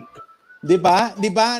Siguro alam mo yan, Doc Jojo. Magbubulungan yan right and left. Who is he? What country? Di ba, Mitzi? When you go abroad, ganun ang Kasi I had experienced that when I was training in New York. Parang, sino ba to who's talking? He's Asian, hindi lang Asian. Pagdating ng Asian, tatanungin niya, anong country? Philippines. May iba nga, di alam, where's Philippines? Diba? Di ba? Ganon. So, our voice should be, lagi sinasabi, kaya when Doc Joy is listening para marinig ng ating mga viewers na sinasabi niya, we should not belittle ourselves and put our passions in a big picture. Kasi pag natingin natin, kahit na magaling tayo, Mitzi, minsan kasi lumiliit tayo. Ang tingin kasi ng mga banyaga lagi, ay, you're so small. You cannot, your height is this, and you cannot speak. What else can you say? Di ba? Tama yun, Doc Jojo? Correct. Kaya sa mga next generation ng Mitzi, at sa mga children, is we have to change that mentality. Kasi defeated mentality eh. Ngayon, kung sinasabi nga ni Doc Joseph, biniisip ng Pilipino, maliit lang ang boses, hindi natin kaya. Once a person believes in that, they are right. If you believe you're gonna fail, you are right. If you believe you're gonna win, you are right. Kaya ang lakas ng puwersa ng mind eh. Yan ang tinuturo ko. In a way, it's not just telling people and showing people, no? Yung kunyari, kung meron akong ginagawa na kasi ang mentality sa culture natin is meron tayong yabang mentality. Yabang mentality is, look where I am now. May mga ganun, di ba? Yeah. Look what I'm with, no? Look at how much I earn. Meron alam ko na yan. Mentality. Ngayon, nung na-interview ko sa nasa television, na meron akong solo interview doon, in fact, it's on YouTube, tinitingnan ko yung mga comments, no? Parang there's only one comment na natuwa ako. Ang comment na yon, Pilipino yan. Kasi kailangan itayo ang bandera. Alam niyo ba ganun kataas kung tinayo ang bandera natin? Physically, kasi kailangan merong physical, hindi ba pagka sumusugod sa gera, kapag ang bandera natin, ang banderang sumusugod, natumbayan, atrasa na. Pero kapag ang bandera ng sumusugod, nakataas, sumusunod, di ba? Ang representation, napakalaki. Kaya, back in 2016, pinadala ko ang flag natin sa space. Ngayon, yung pinadala ko sa on my own, I took volunteers, hindi sa NASA yun. I got volunteers. I didn't know how to do it. Kasi 1 year before, ang dream ko, I need to put the Philippine flag into space. And I believe it had already happened. Pero wala akong mga materyales wala akong pera, wala akong rocket ship. I believe in so much na I met the right people, nakamit ako ng isang high altitude balloonist na nag-volunteer siya ng time. Kaya yung high altitude weather balloon, sinabit namin yung flag doon, and nasa YouTube yan. Pinadala ko ako sa iyo, Mitch, yung YouTube. Pinadala na meron kaming film, at saka may telemetry kami. Umabot sa space yung Philippine flag. Now, every single time I show that movie, to children, kahit sa Mindanao nga, pinapakita ko, nakikita ko tumutulo ang luha ng kabataan. Hindi na sila makapaniwalang ang Philippine flag nasa space. Representation yan eh. Kaya as Filipinos, you and I and everyone else, we need to make the representations to our children. Because that is the future of tomorrow for our children eh. Kung gusto mo mga subservient lang sila hanggang tagalinis lang tayo, hanggang tagasunod-sunod lang tayo, then as it is. Yeah. Pero kaya natin, but you have to teach the children how to believe. Yun ang tinuturo ko, you have to believe. And then Napakalaking bagay ng belief sa sarili po, no? Tsaka dyan po papasok yung law of attraction, right? If what you believe in, it will really happen. And kasama na rin dun yung hard work. You have to really work for it. And sobrang inspiring nung mga sinabi kanina ni Doc, like yung pag-work niya sa NASA, he really, it was his way in. He did his way in, as in pure hard work siya. And yun, sana ma-inspire po yung ating mga viewers right now. Ma-empower sila and mas magkaroon sila ng belief sa sarili nila. And mas maipakilala nila sa mundo yung Pilipinas then like what Doc Jojo did. Right, Doc? Correct. Saka sa mga parents yan, no? Be sure na bibigyan nyo ng mga tamang mga words ang mga anak ninyo. Huwag nyo sasabihin na bobo sila, na stupid. Huwag nyo sasabihin gano'n. Bigyan ka ng isang example. Ito, it's a very good example. Kilala niyo si Thomas Edison, di ba? Yes, Thomas Edison, he invented the light bulb. The light bulb. Genius. Yes, 1,000 patents. Ngayon, this is a true story. When Thomas Edison was a little boy, hindi pa siya marunong bumasa, nag-uwi siya ng isang sulat mula sa teacher niya. Sabi niya, Mom, my teacher wanted you to have this letter. I don't know what it means. Yung mother ni Thomas Edison, binuksan niya yung letter, tapos umiyak yung mother. Sabi ni Thomas Edison, Mommy, why are you crying? Sabi ng mommy niya, the teacher said, Thomas, that you are so brilliant that she cannot teach you because you are so advanced. We have to find another school. Kaya natuwa si Thomas Edison as a maliit siya na in-appreciate siya. Ngayon, fast forward, namatay na yung nanay niya. No? Fast forward, inventor na siya. Ngayon, nililinis niya yung bahay ng nanay niya. Nakita niya yung letter na yon. Tinago ng nanay niya. Alam mo nakasulat doon? Dear Mrs. Edison, your son is stupid, he can't learn, he's worthless, and I don't want him in the school. Find him another school. Just imagine, kung sinabi ng nanay niya kay Thomas Edison na bobo ka, at yung bata yun naniwalang bobo siya, magiging genius ba yan? Yeah. Ngayon, yung bata ngayon, mahina siya sa school, pero naniniwala ang nanay niya sa kanya at sinabihan siyang matalinis ang bata, kaya niya to. Yeah. That is the power of believing in a child. Diba? Yung drive, I'm really happy hearing this from Doc Jojo kasi alam niyo po ba yung ano po ba yun? Yung motivational, yung parang quote niyo po sa sarili, I forgot yung term, Doc Lee. Parang yung motto, ayun, motto. Yung motto ko po actually is I can. Like whatever this person can, I can also do that. Pero on my time and depends on how will I work for it. Grabe, I'm really happy right now. It's very important to have the words to empower the child. And also visuals, no? Makita niya na yung Philippine flag, for example. Di ba karamihan ng mga astronaut na kilala ko, nung maliit sila, may mga visuals sila. Yung isang kilala ko, naglalaro siya ng mga rockets. Yung isang kilala ko na naging team member namin, dinala siya ng tatay niya sa NASA para manood ng rocket launch. Kailangan, you have to get involved with children. And we as a Filipino people need to do this to our poor children. Otherwise, they will grow up na poor din sila. Walang mangyayari sa buhay nila, paksak ang Pilipinas. You know, kasi Okay, nawala po si Doc Lee. Nag-freeze si we are Ayan. we are uniquely ingenious in ourselves, but sometimes kasi sa ating kasi 'di ba, Mitzi, Doc Jojo, kasi nako-compare ka eh. Bakit hindi ka kasing galing niyan? Bakit hindi ka kasing brilliant niyan? Like what Doc Jojo said. So you tend to diminish and degrade what you know. Kasi we have to accept that each one has their own ability of geniuses, 'di ba? Meron kang alam na hindi niya alam. So you put that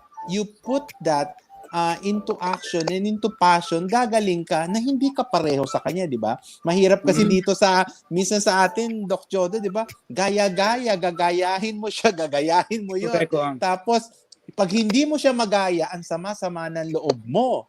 Di ba? You feel bad because you cannot imitate him. You feel Correct. bad because you cannot be like him. Limited kasi ang educational system natin. Exactly limited. Kasi ginagamit natin ang IQ, the intelligence quotient, which is only limited to intelligence based on mathematics, based on linguistics, di ba? Yun lang, limited lang eh. Pero there are about 7 or 8 other levels of intelligences that we need to teach the children. Meron mga taong hindi magaling sa math pero ang galing sa ibang bagay, no? Alam niyo ba yung mga Rain Man na hindi sila marunong ng social skills pero ang galing sa mathematics, ang galing sa ibang areas. Merong mga iba-ibang klaseng intelligence kasi merong si Mozart, that's musical intelligence. Merong yung mga basketball players natin, that's spatial intelligence. Meron mga naturalistic na mga indigenous tribe. Iba-ibang klaseng intelligence. Merong intelligence na interpersonal intelligence, which means na nababasa mo yung tao kung anong nangyari. And also intrapersonal, alam mo yung mga pagkakamali mo, ginagawa mo para i-analyze mo, para ma-improve mo sarili mo. Iba-ibang klaseng intelligence. We need to teach children there are different forms of intelligences. Kung ituturo ng school natin, 2 klaseng intelligence lang, talo na. At saka culture natin na we're comparing. No, kaya ang involvement ng parents it needs to be very high. Instead na sermon na nila yung anak, syempre kailangan may konting sermon, tulungan nila. Hindi pwedeng sigawan lang ang bata tapos wala ka namang gagawin. You have to be actively involved. Kaya nga, it's a whole process from the children to the school system and to the parenting. Yes, ayan. Mitzi. Okay. So, kanina we have heard kay Doc Lee, he mentioned yung mga differences, ganyan. So, right now, ang pinaka-topic po namin for today, as you can see sa aming background, we have #Progeria. So, okay, today we are very grateful kasi nandito si Doc Jojo and he is actually the founder of the Project Michaelangelo. So, Doc, could you share to us a few about what is Project Michaelangelo all about? Okay. Project Michaelangelo. I used Michelangelo. If you chop the word Michael and Angelo, Michael means like God. Angelo means angel. So ang patron saint namin is Saint Michael the Archangel. So the whole purpose of this foundation is we're not Santa Clauses. Kasi people think, tatawag sa akin, kailangan ko ng pera, pampagamot, ganyan. No, we are not Santa Claus.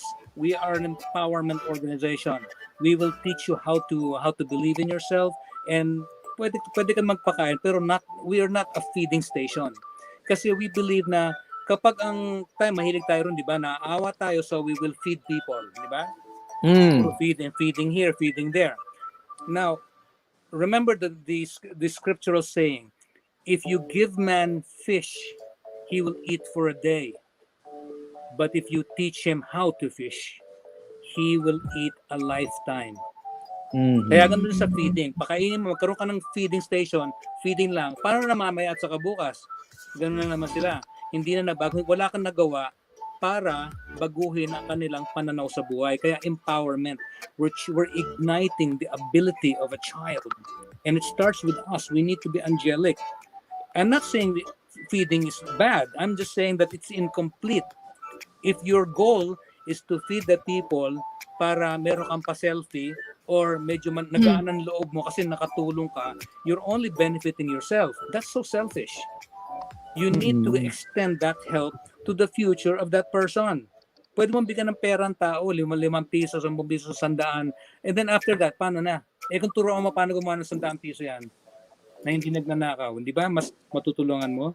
That's the power of motivation. So we're a motivational component. So primarily children, and then mothers and young women. Now to be specific, I established Project Michaelangelo because of one progeria case in the Philippines in 2012. So Wow, I guess, so meron pala yeah, here. it was actually inspired by a progeria child. Okay, so I think it's best we define progeria. All right, Doc. Now, progeria... Siguro, Doc, before we start, let us have them watch the video you sent to me so that our viewers will have a few idea before mag-start po sa progeria mismo. Okay, let's do it. Okay, guys. So, here is a video about progeria, guys. Yeah.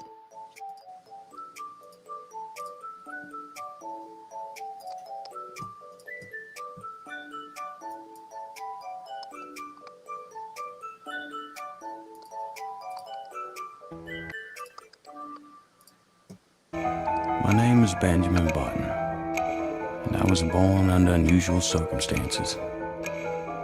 While everybody else was aging, I was getting younger, all alone.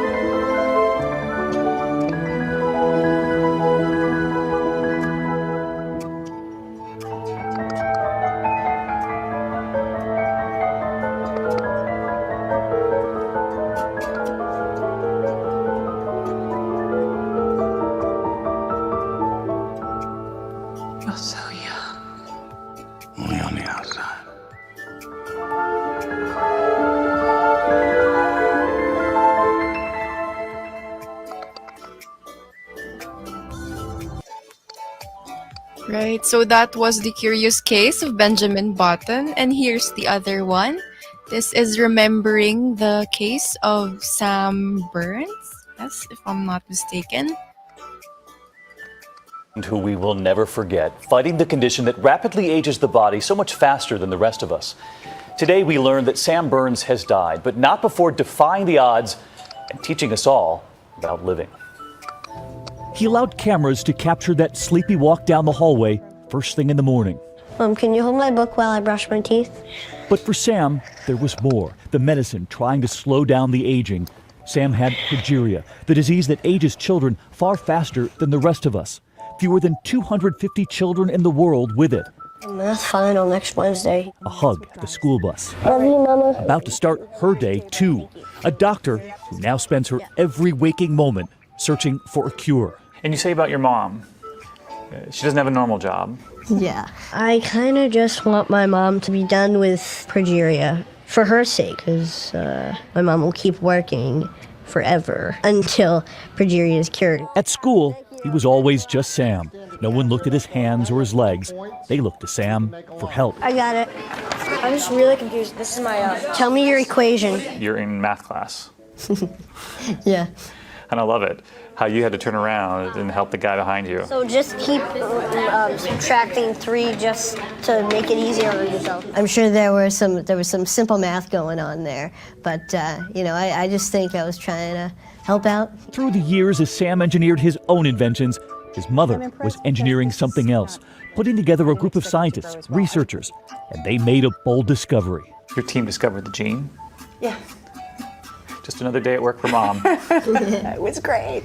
And along with that gene, an abnormal protein in children like Sam. We all have that protein. We do. We all have that protein, but they're teaming with it, and it accelerates everything. Hoping to slow it down, her team developing the first drug, the first trials, with children as far away as India. And the results showing promise, slowing the progression. Doctors once told them children like Sam live to about 13. We were with him just days before his most recent birthday. Sam lived to 17. Tonight, we've learned there will be a moment of silence before the New England Patriots play in honor of Sam. And we'll never forget Sam and his parents and their lesson for all of us. You believe so many of us take time for granted. Every time I see Sam, it's sort of a moment. He gets off the bus. It's a moment. I treasure it. There's a lot going on around us that you can easily miss. I really think that, I lucked out on the parent lottery. We lucked out on the son lottery, too. Yeah. And we lucked out meeting Sam.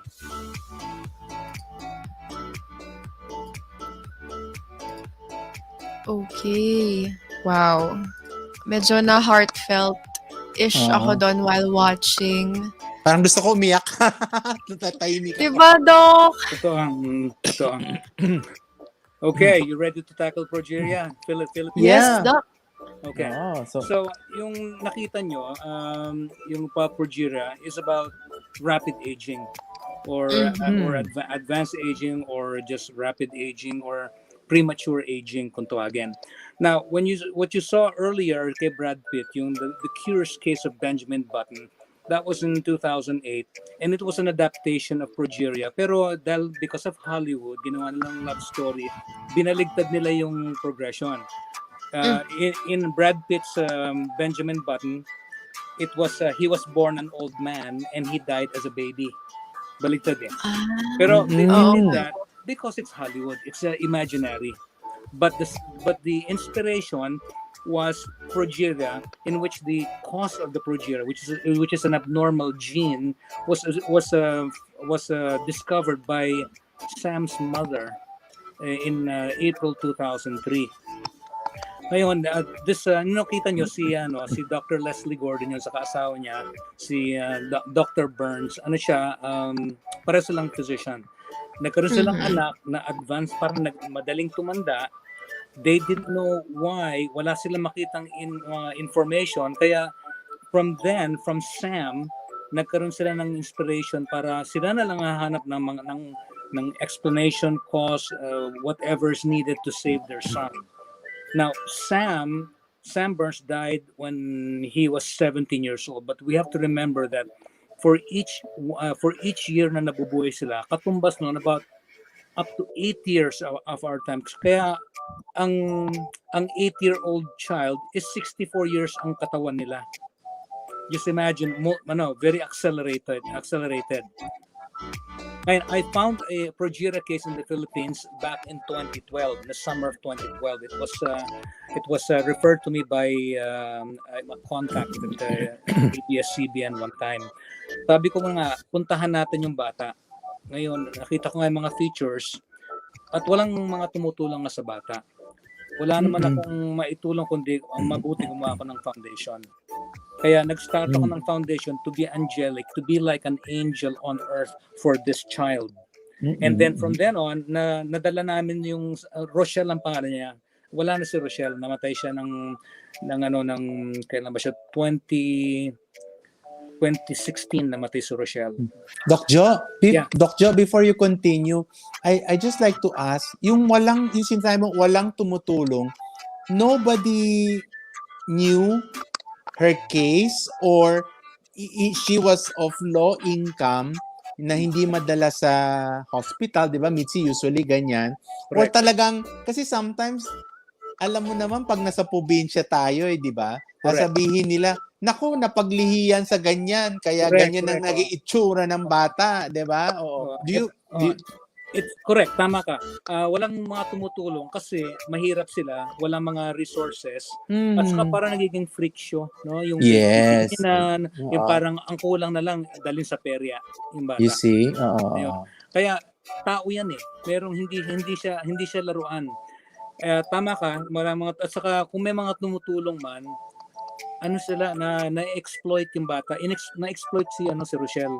Maraming mga kunyari bibigyan ng bahay or ng premyo or bibisitahin only to have pictures taken with her na ma-promote yung business nila, na-exploit yung Yeah. bata. Kaya Okay. I pushed myself forward as the protectorate of this child. Medyo nahuli nga ako kasi medyo nagamit na siya ng mga ibang mga tao na take advantage na. But anyway, to make things short, I was able to contact the Progeria Research Foundation. Meron pala noon. Yun nga, yung mother ni Sam Burns. Nadala namin, Project Michaelangelo, nadala namin si Rochelle sa Boston. The Boston Children's Hospital. I actually went there with her para makita ko yung mga testing, nakausap ko yung mga doktor niya. Na-meet ko si Dr. Leslie Gordon, yung nasa movie, na YouTube movie. At nakita ko yung mga testing, kaya I'm very familiar nung ginawa sa kanya. Dahil it's so rare, about 200 to 250 children out of 7 billion in the world.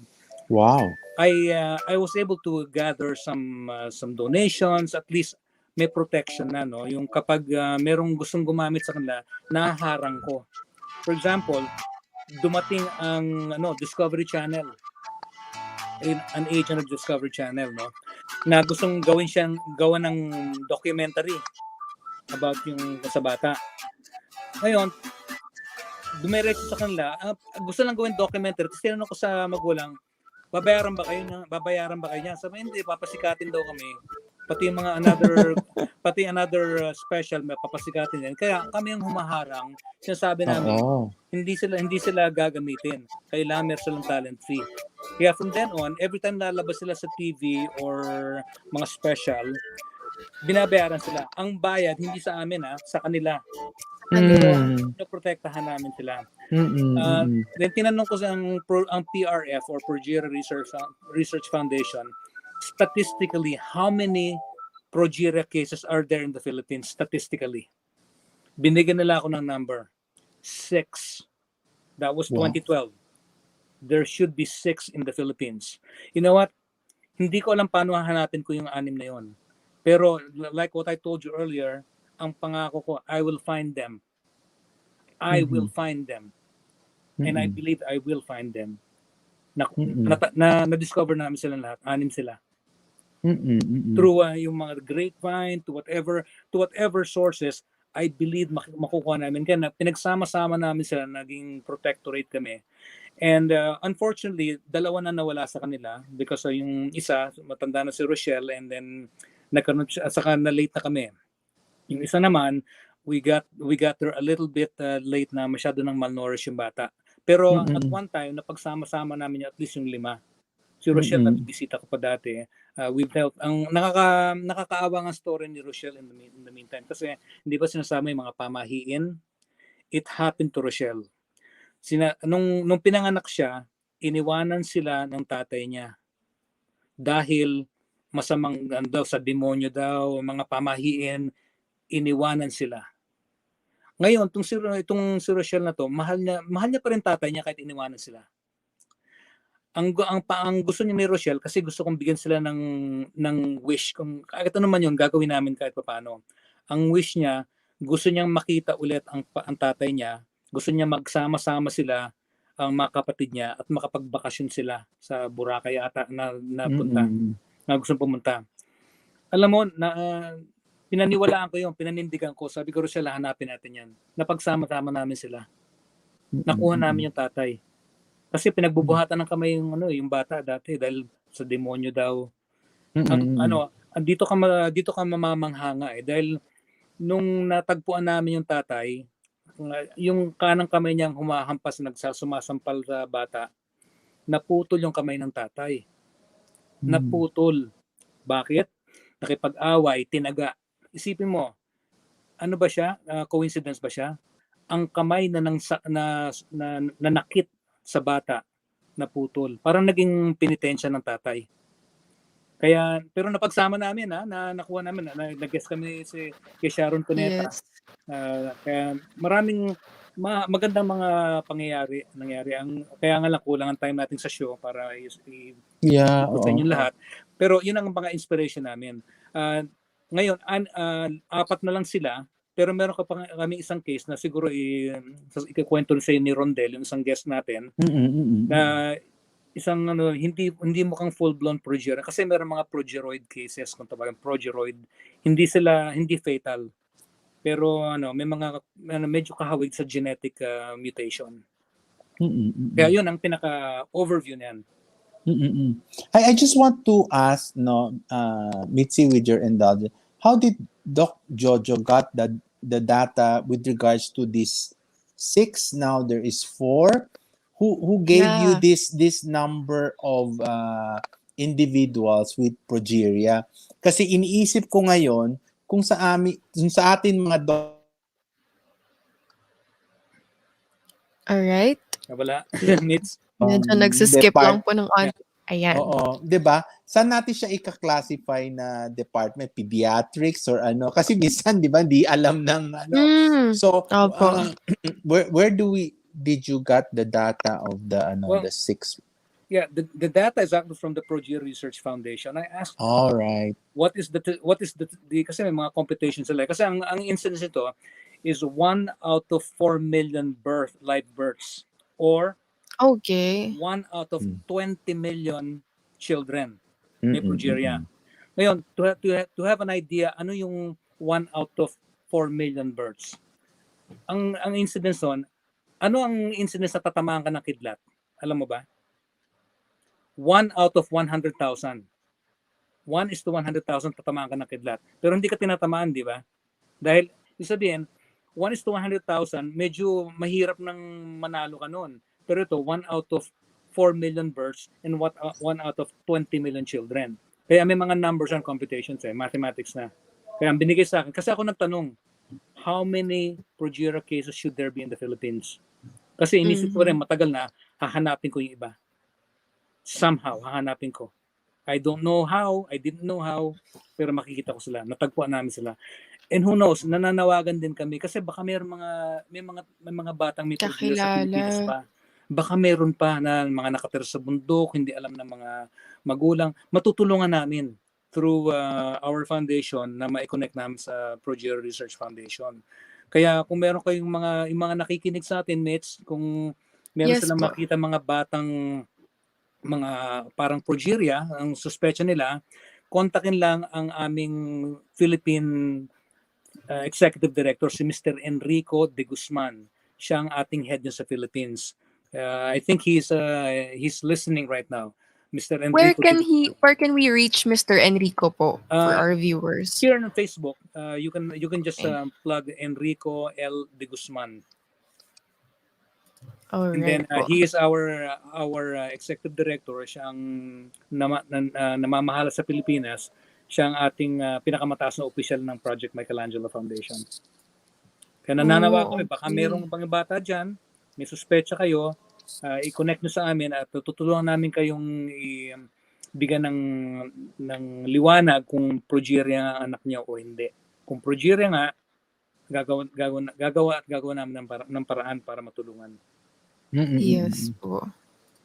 How can we can you give our viewers in a nutshell how does physically a progeria para makita mo na mukhang progeria ito or a premature aging Ang description kasi merong ang pinakamainam noon is external, kung ano yung nakikita natin sa labas. Ang mga batang ito ay tumatanda dahil nga sa isang genetic mutation sa gene. Hindi siya inherited. Kasi siya, aberration siya kung tawagin, mutation. Hindi pa natin alam kung ano ang sanhi noon, bakit nagkakaroon ng mutation. Pero ang pag-mutate niya is nagkapalit lang. Alam niyo ba yung DNA natin, di ba? Parang hagdanan yung napilipit. Diba? Right. Yes. Ngayon, we have 23 pairs of chromosomes. Ang nagkamali lang ng yung mga may purines sa pyrimidines kung tawagin, yung yes po. Yung AGCT, may mga combination yon. Nagkapalit lang yung cytosine at saka thymine. Nagkapalit lang sila. Isang palit What's the cause of that, Doc? They don't know. Yung pagkakapalit. Yung mutation, they don't know. It's called a point mutation, autosomal dominant. That means isang magkakamali sa isang gene lang, parang domino effect na yan. Lahat na. Ang cells ngayon, nagpo-produce ng isang protein called progerin. Kaya doon nga nanggaling yung term of progeria. Yung progerin nagiging scaffold yan ng mga cells natin. Kaya ang mga tao nagpo-produce ng mga progerin pero in smaller amounts. Pero ito, sobrang dami. Kaya ang maliit lang sila. Within mga 1 to 2 years, kalbo na sila. Nag-iiba ng itsura nila. Parang malaki ng ulo, maliit ang liig, maliit ang panga. Medyo retracted siya. May mga deformity sa tenga, sa ilong. Ibang itsura nila. Wala na silang buhok at saka wala silang kilay at mga eyelashes. Kasi when you look, sa mga Doc Joe, when you look at them, initially, you will think they are hydrocephalus, which is very common in children in the Philippines, di ba? Kasi ang hydrocephalus lang naman, parang droopy eye. Ito kasi sunken eye. Pero these are big eyes, no? Kasi yan ang Mitzi, marami sa atin, mga malalaking hydrocephalus. In fact, parang hydrocephalus siya kasi meron kang konting deformity. And also, yung stature nila maliit, yung leeg maliit, yung skeletal structure maliit, yung thorax nila parang bell shape.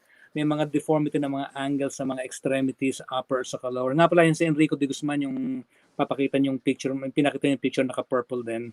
Anyway, anyway, ang typical feature, pagka pinanganak ang bata, mukhang normal ang bata. So within 1 year, nagiging manipis ang balat, kaya nakikita yung mga ugat at nagkakaroon ng mga deformity. So ang mga stature nila within mga 5 years old to 5 to 7, maximum na yung height nila, hindi na sila lumalaki kasi nag-occupy na yung mga bones nila. Kaya nagkakaroon sila ng mga sakit ng mga matatanda, osteoarthritis usually. Kaya ang pinaka-importante naman ito sa mga progeria, hindi lahat ng mga organs ng human body nagpo-produce ng excessive progerin. Hindi lahat. For example, the brain. Kahit maliit yung brain nila, normal yan. Matatalino ang mga batang ito. Ang mga inaalagaan namin, mga honor yan. Kaya kita mo si Sam Burns, nagtuturo ng mga equation. Hindi, ang mind nila, at saka ang mind nila is in accordance with their age. Kaya matalino siya. The kidney, liver, hindi masyado na-affect yan. Endocrine system, kaya nagkakaroon pa ng menstruation yan. May endocrine system pa . Kaya there are certain parts na hindi na-affect masyado ng progeria. Yung mga musculoskeletal, mga blood vessels, yan ang pinakadelikado. Kaya typically, masyadong nag-harden ng mga blood vessels na maliliit na nga, hindi pa compliant. Kaya karamihan, ang source ng end ng buhay nila is heart attack or stroke. Pero sa mga batang nakikinig na may progeria or mga magulang, hindi namin kayo tinatakot dito. Na hindi namin kayo binibigyan ng nasirain ng kalooban nyo. Dahil ang sabi nga sa akin ng una naming progeria, hindi ko masasabi kung hanggang kailan ang buhay nila. Dahil ang Diyos lang ang pwede magdikta kung gano'ng kahaba ang buhay mo.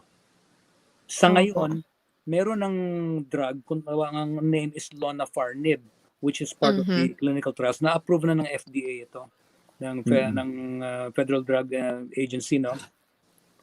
Itong drug na ito, it actually makes the progeria children better. Yung mga system nila, mga heart nila, mga blood vessels. It cannot reverse the progeria, but it is life-extending. To what extent, we don't know. And I pray to God na ang lifespan nila talagang as normal as possible.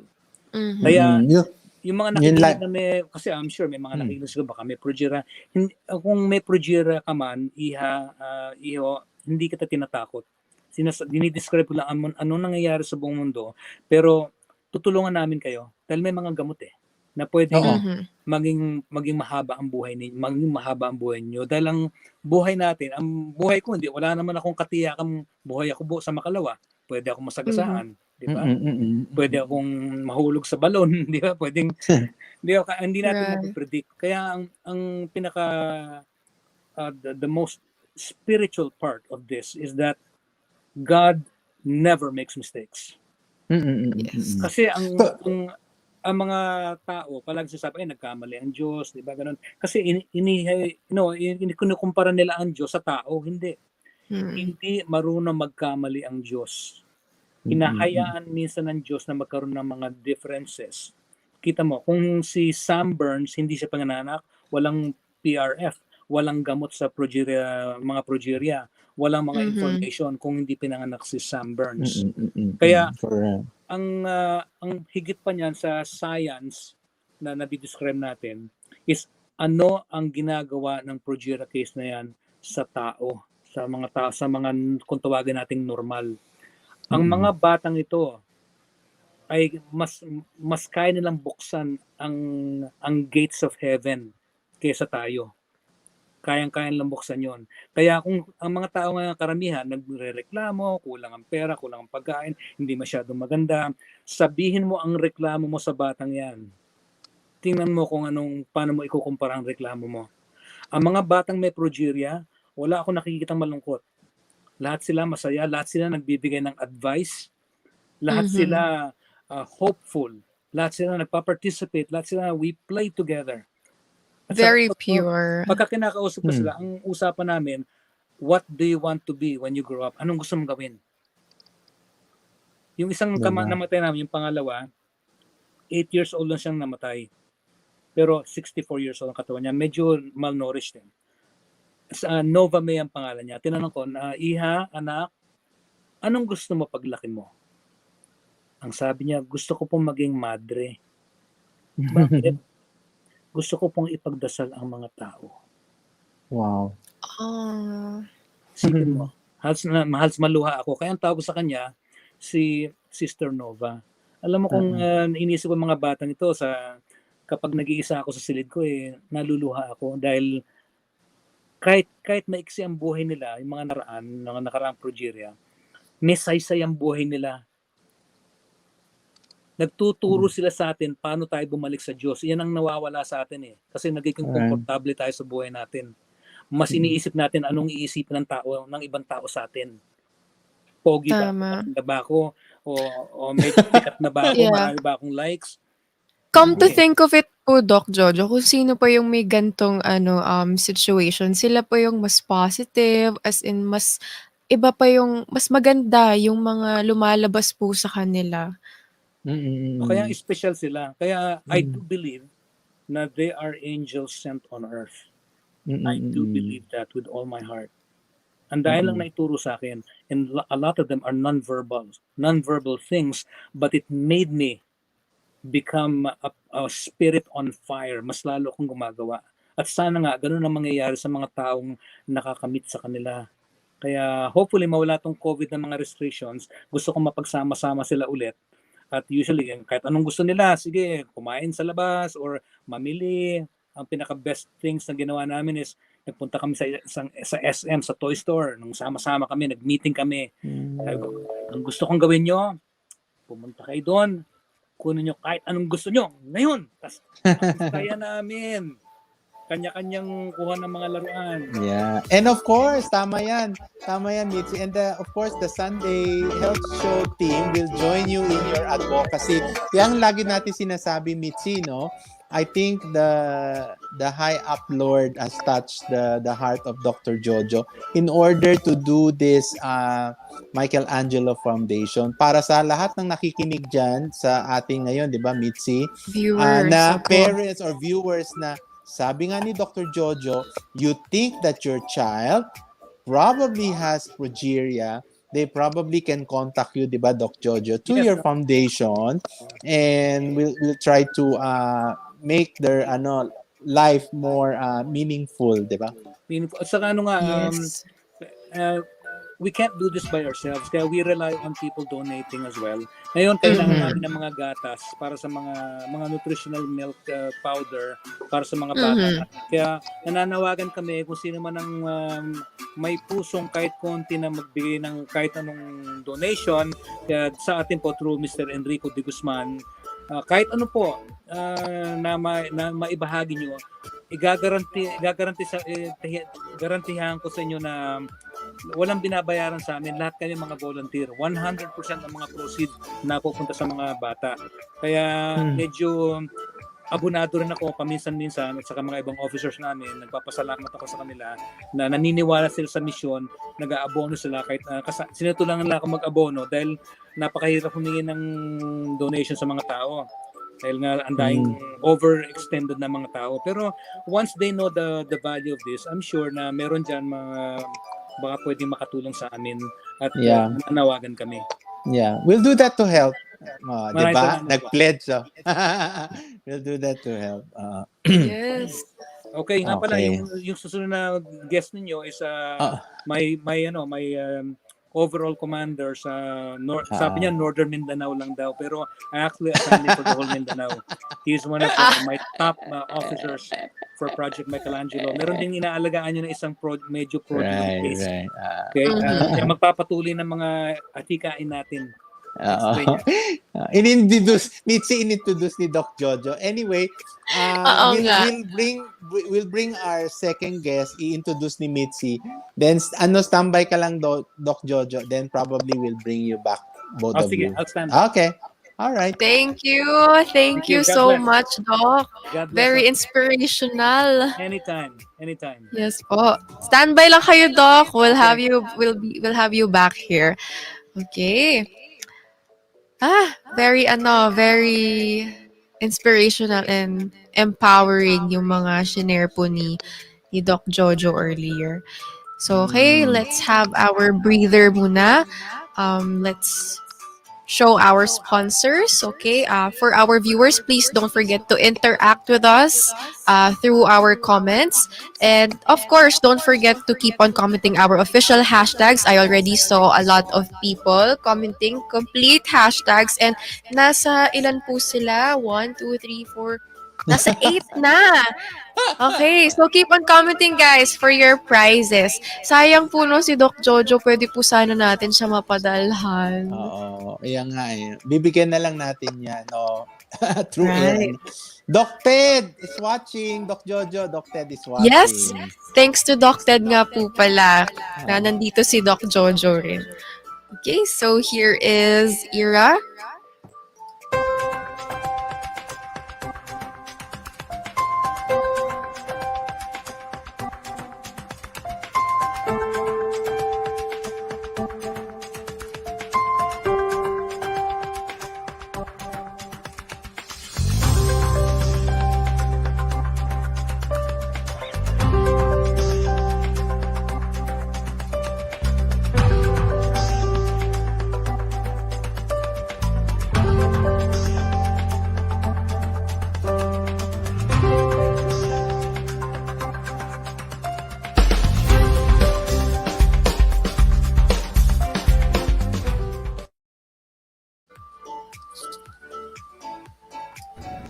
Good morning, everybody, or good day, or good evening, whichever time zone you're in. This is Jojo Sayson, president of Project Michaelangelo Foundation, USA to the Philippines. We are now here at Boston Children's Hospital with our new honorary angels, Angel Rochelle and Angel Kim. We would like to take this opportunity to help our angels, heroes, and volunteers for Project Michaelangelo, as well as our partnership with the Progeria Research Foundation, headed by Dr. Leslie Gordon and the whole team of PRF, Progeria Research Foundation.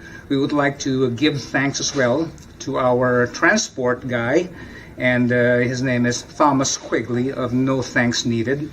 Thank you so much, Thomas, and volunteers, and of course, the Boston Children's Hospital scientific team for trying to find a cure for progeria. We would like to thank all the donors who have helped us in our endeavor, not just to save lives of progeria children, but to give hope for everyone else with any form of ailment. Our motto is an angel and a hero for every child, and we would like to send our love. Rochelle, say hi. And Kim, say hi. Hi. And say, we love you. We love you. Thank you so much. And if you would like to hear more about us or read about us, www.projectmichelangelo.org. We wish you well from Boston, Massachusetts, here in the year of our Lord, 2014. And these kids are going to grow up and have a beautiful life and change your heart forever. Thank you in Jesus' name.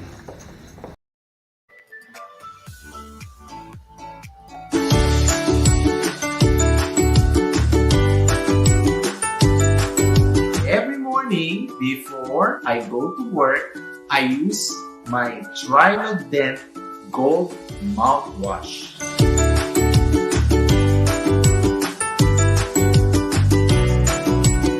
Ginagamit ko to kasi mabisang pagpusa ng unang bacteria. Subukan ninyo.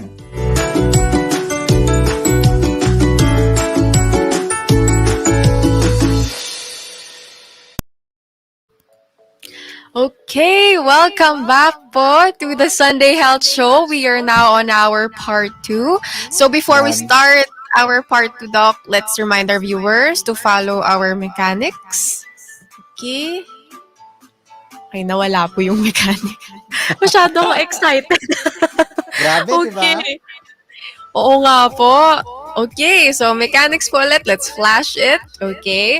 Our mechanics, tag 3 friends sa comment section, share this live stream on your Facebook wall, and support us by typing hashtag The Sunday Health Show, hashtag Everyone Safe, and hashtag VG8 Radio sa comment box. Ayan. So keep on commenting, guys, and we will add you on our health Roleta. Okay, going back. Okay, so pakilala na po ba natin, Doc? Oh, naman. I give you the honor to introduce our next guest. All right. Sige po, let's start it. Okay, so for our next guest, he is a member of the Bukidnon Tagulwanan tribe. It is one of the 7 tribes of Bukidnon, and he has done humanitarian work for Doc Jojo Sayson's project Michaelangelo Foundation and Isra Aid Philippines Mindanao Cluster. He is a team leader for several projects, including Bukso Tribu, Tactical Response Initiative-Based Protection Unit. He is also a university instructor at Bukidnon State University, Main Campus College of Education. So please welcome to the show, Mr. Rhondelle Paraiso. Hello from the heart of Mindanao. Maingod to sa tanan. Good noon. Maayad haal daw ta inyo alan. Hello, Magandang Dr. Joseph. tanghali po. Yes, magandang tanghali, Sir Rhondelle. Yeah, no, I love Mindanao. Alam mo, Mitzi, lalo na sa Davao. I've been to Davao, Sarangani, Zamboanga. Yan, Sa Bukidnon, hindi pa. Taga Bukidnon si Sir Rhondelle. Bibisitahin ka namin dyan.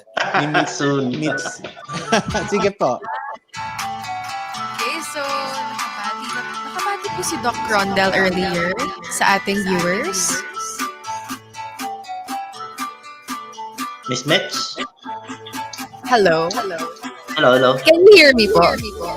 Yes, loud and clear. Okay. Bati po tayo ulit, Sir Rhondelle, sa viewers. Yeah, good noon. It's noon time already. In our dialect, it is maayad ha aldaw ta inyo alan to our followers and viewers and to the teams who are following us right now. Maayong udto sa tanan. Yes po, okay. And kanina nung pagkapasok nila Sir Rhondelle and Doc Jojo, I noticed yung suot po nila yung necklace. So before we start, Sir Rhondelle, could you share to us kung ano po yung inyong suot? It's one of the, ano bang tawag dito? Decoration sa katawan ng mga bagani sa tribe, no? We call this salay. Only the men who wear this. And when Sir Jojo and the whole team of the board of directors of PMF visited Malaybalay or Bukidnon, I actually asked the permission of the elders of the tribe if I can give them a token coming from our tribe, and they said yes. since they had, I mean PMF had helped our tribes a lot. And so parang gift siya. Ang tawag ko dito ay salay. Ay. Salay. Okay, so sige po, meron pong prepare na slides si Sir Rhondelle po para po sa atin. So, ready na po ba tayo, Sir Rhondelle? Okay, I will mag-share po ako ng slide. Ang hirap po mag-Tagalog or mag-Filipino. I-share ko po yung slide, parang part of the parang introduction ng mga ginagawa namin sa Mindanao or sa Bukidnon. I submitted this video to Sir Jojo as our parang teaser video for our website. Okay, sige po. Ayan. Oops. I was supposed to share.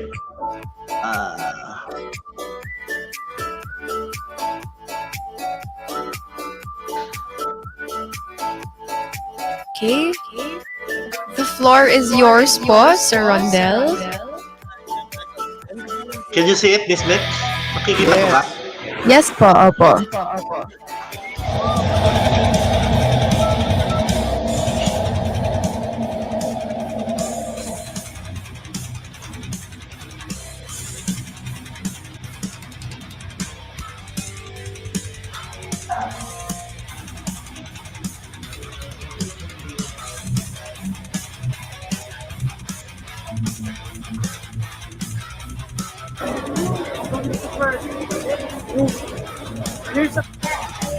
Oh, sige, dira. Oh,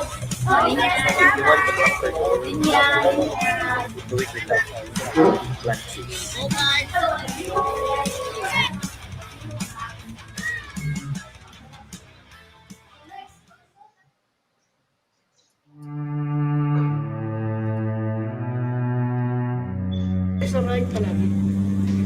So, ito ayoko to.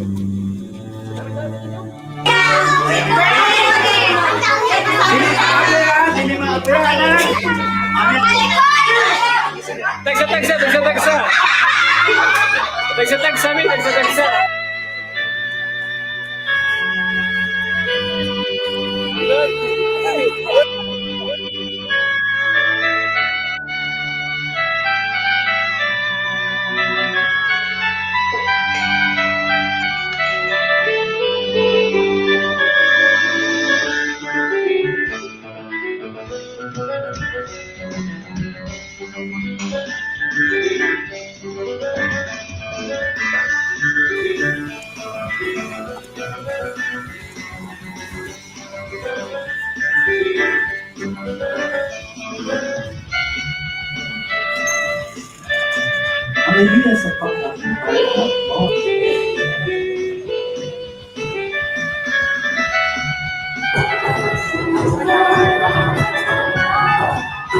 Kung tubig sa...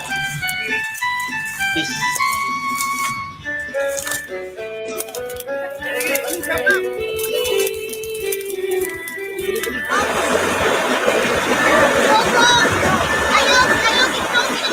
Incident ko, wala din nag-expect. Makitect ko sa tao is like this.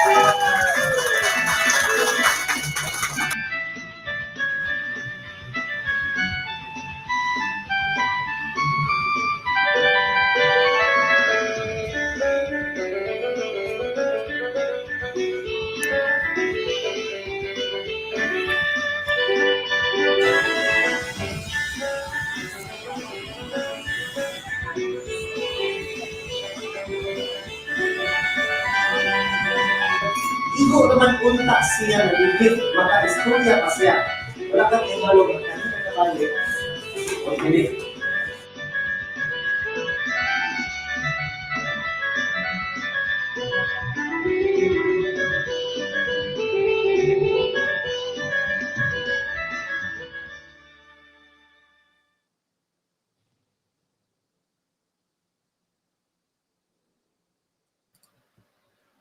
Hello.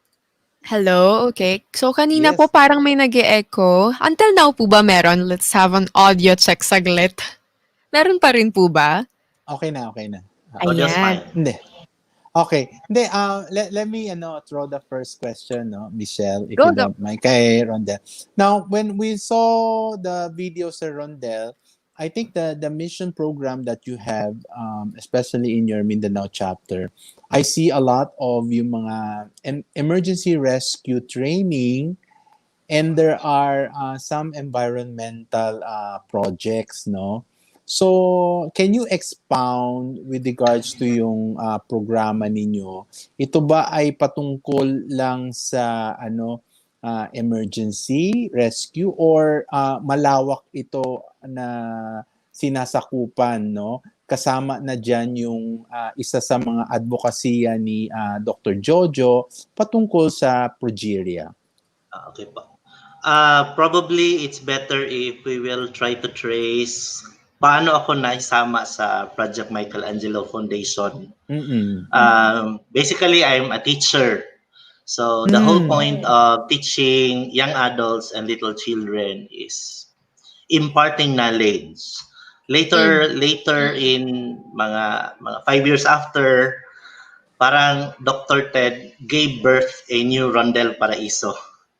We met in 2014, and all my activities, humanitarian activities, was really parang pumutok dahil sa partnership ko with Doc Ted. And he later introduced me to Sir Jojo Sayson, and enrolled me in I call it the University of Life.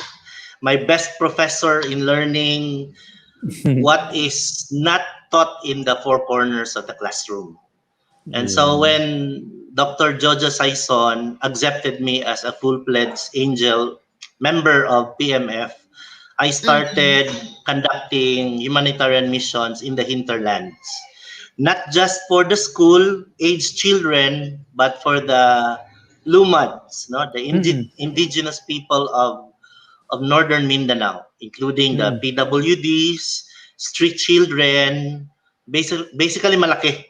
I'm going to share some slides to explain the most significant missions conducted in the last 3 years. Sige po. Tapos Mitzi, gusto natin malaman kay Sir Rhondelle para malaman rin ng ating mga viewers at mga followers kung saan specifically yung nabanggit niya itong mga lumad. What part of Mindanao? Alam mo, 'di ba, Rhondelle, dapat natin rin educate ang ating mga kababayan. Minsan sabi mo, lumad, saan ba 'yon? Mindanao. Ang laki-laki ng Mindanao.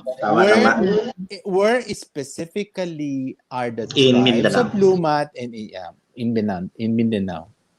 Ang base of operations po ng PMF Northern Mindanao is Bukidnon State University.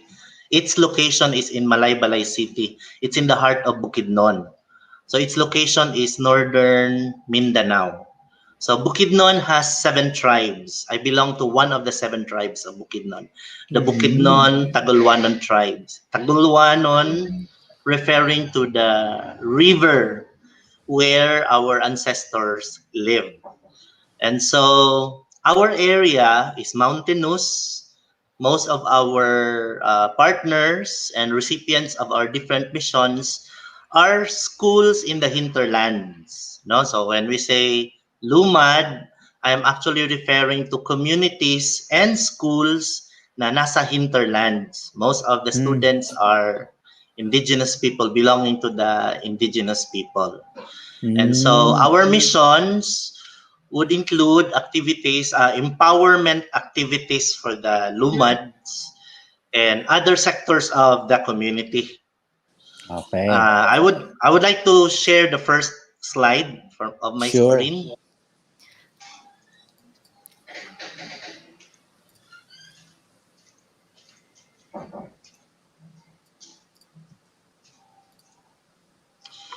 The first mission conducted, which is still ongoing at the moment, we started mga 2014.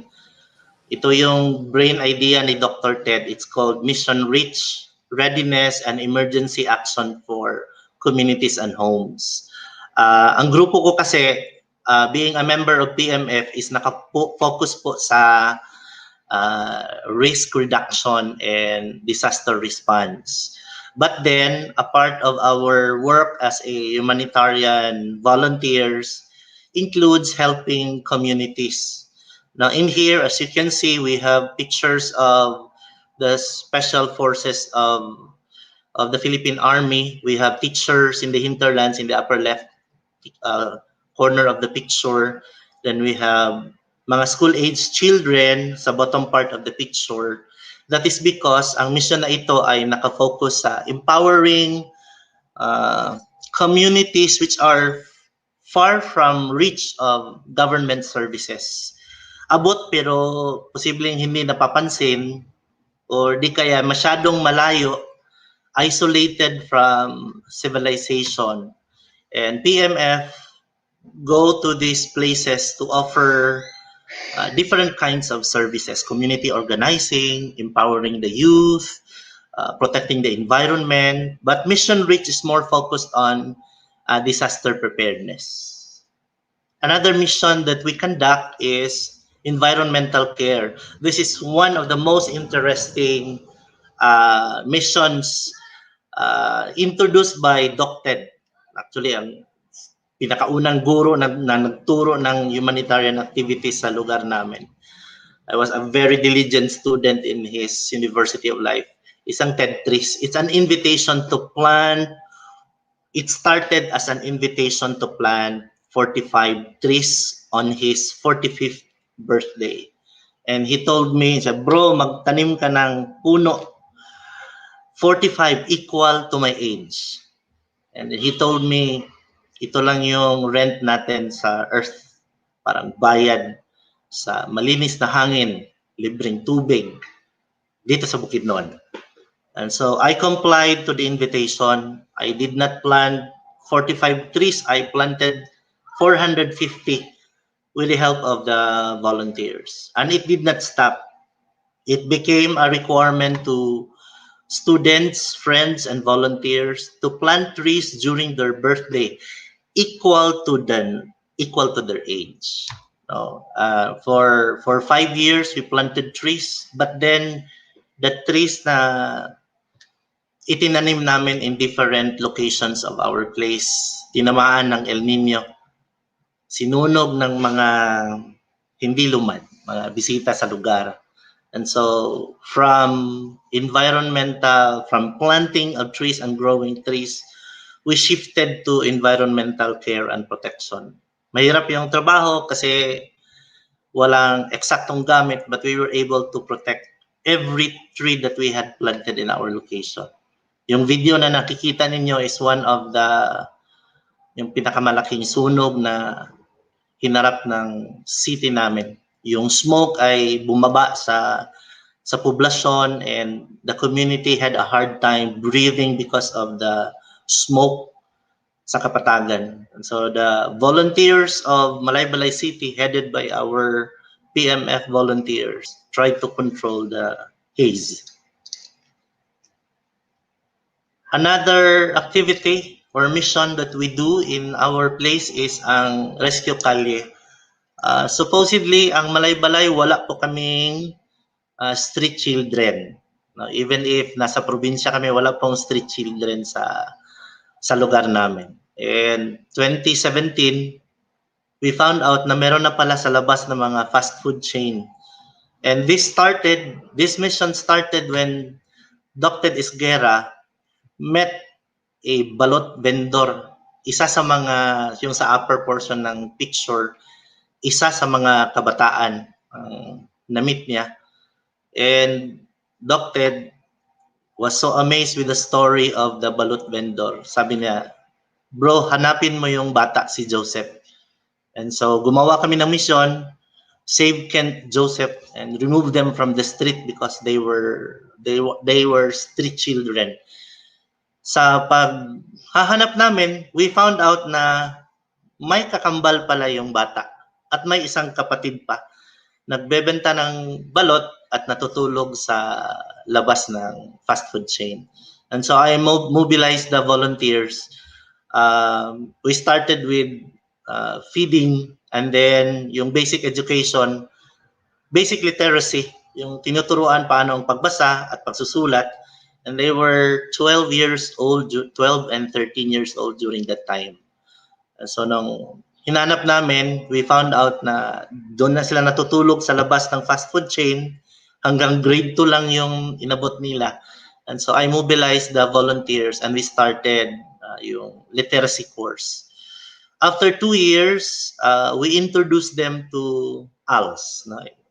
With the help of the network of DocTed and other friends in Malaybalay City, we were able to locate foster families for these 3 young people.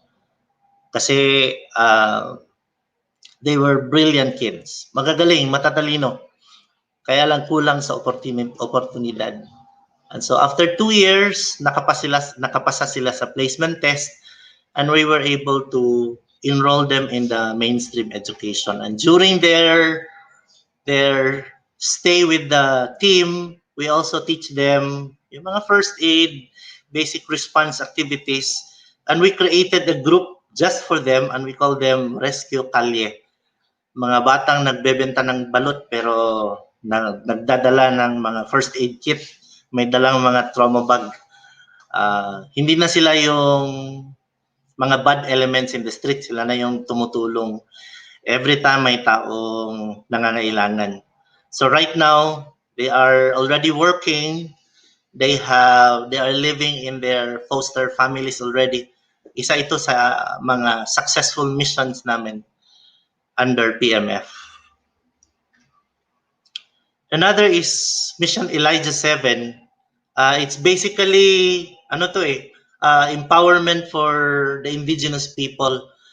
Kung ano ang Elijah 7, Elijah 7 is a name of a child of one of our sponsors, our Singapore sponsor, bro, Emang Lachika.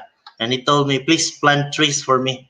And then I said, bro, we can do more than that. Puntahan natin yung pinaka-isolated na Matigsalog community, somewhere between Davao and Bukidnon.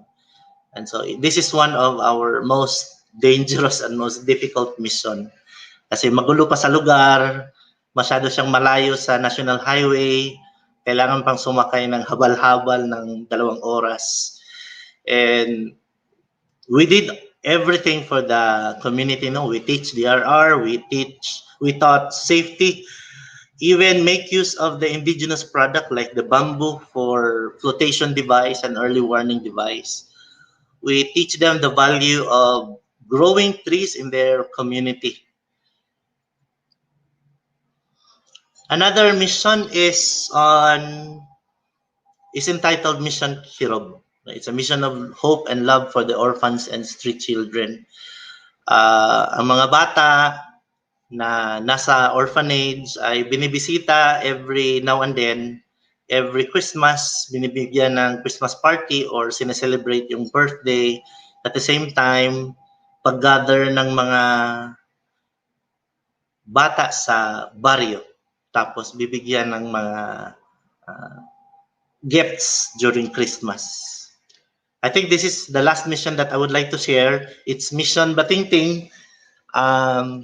Sir Jojo will going to explain. I could not explain the scientific, the case of Batingting, but she is the one assigned to me to locate. Batingting was the first mission related to PMF conducted in Northern Mindanao. And so we were able to locate her October of 2020. So it's our first progeria mission in Mindanao. So far siya pa lang yung nahanap namin. And so these are the most significant missions conducted in Northern Mindanao in the last 3 years. That ends my presentation po. Alright, oo. Amazing, Mitzi.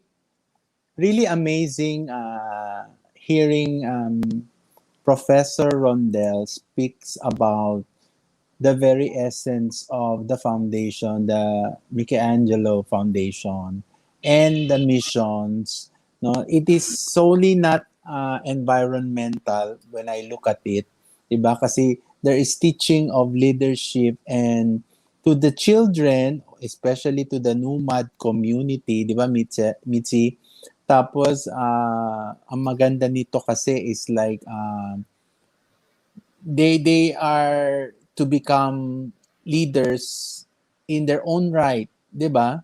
Paglaki nila, kagaya ni Mitzi, alam mo yan, Rhondelle, no? In generation ano nila, no? Parang the youth not only of our new generation but also especially for our indigenous community na tinutulungan ninyo. I'm so proud and so amazed, Professor. Tawag natin Mitchell Professor siya kasi teacher eh.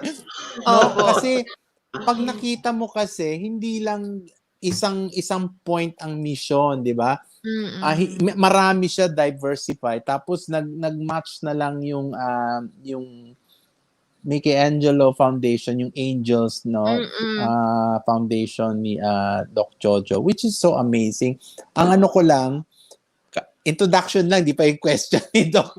Ang ano ko lang kasi is like, nasusubaybayan ba itong mga batang tinuruan ninyo para maging madunong sa pamumuhay at maging leaders, no?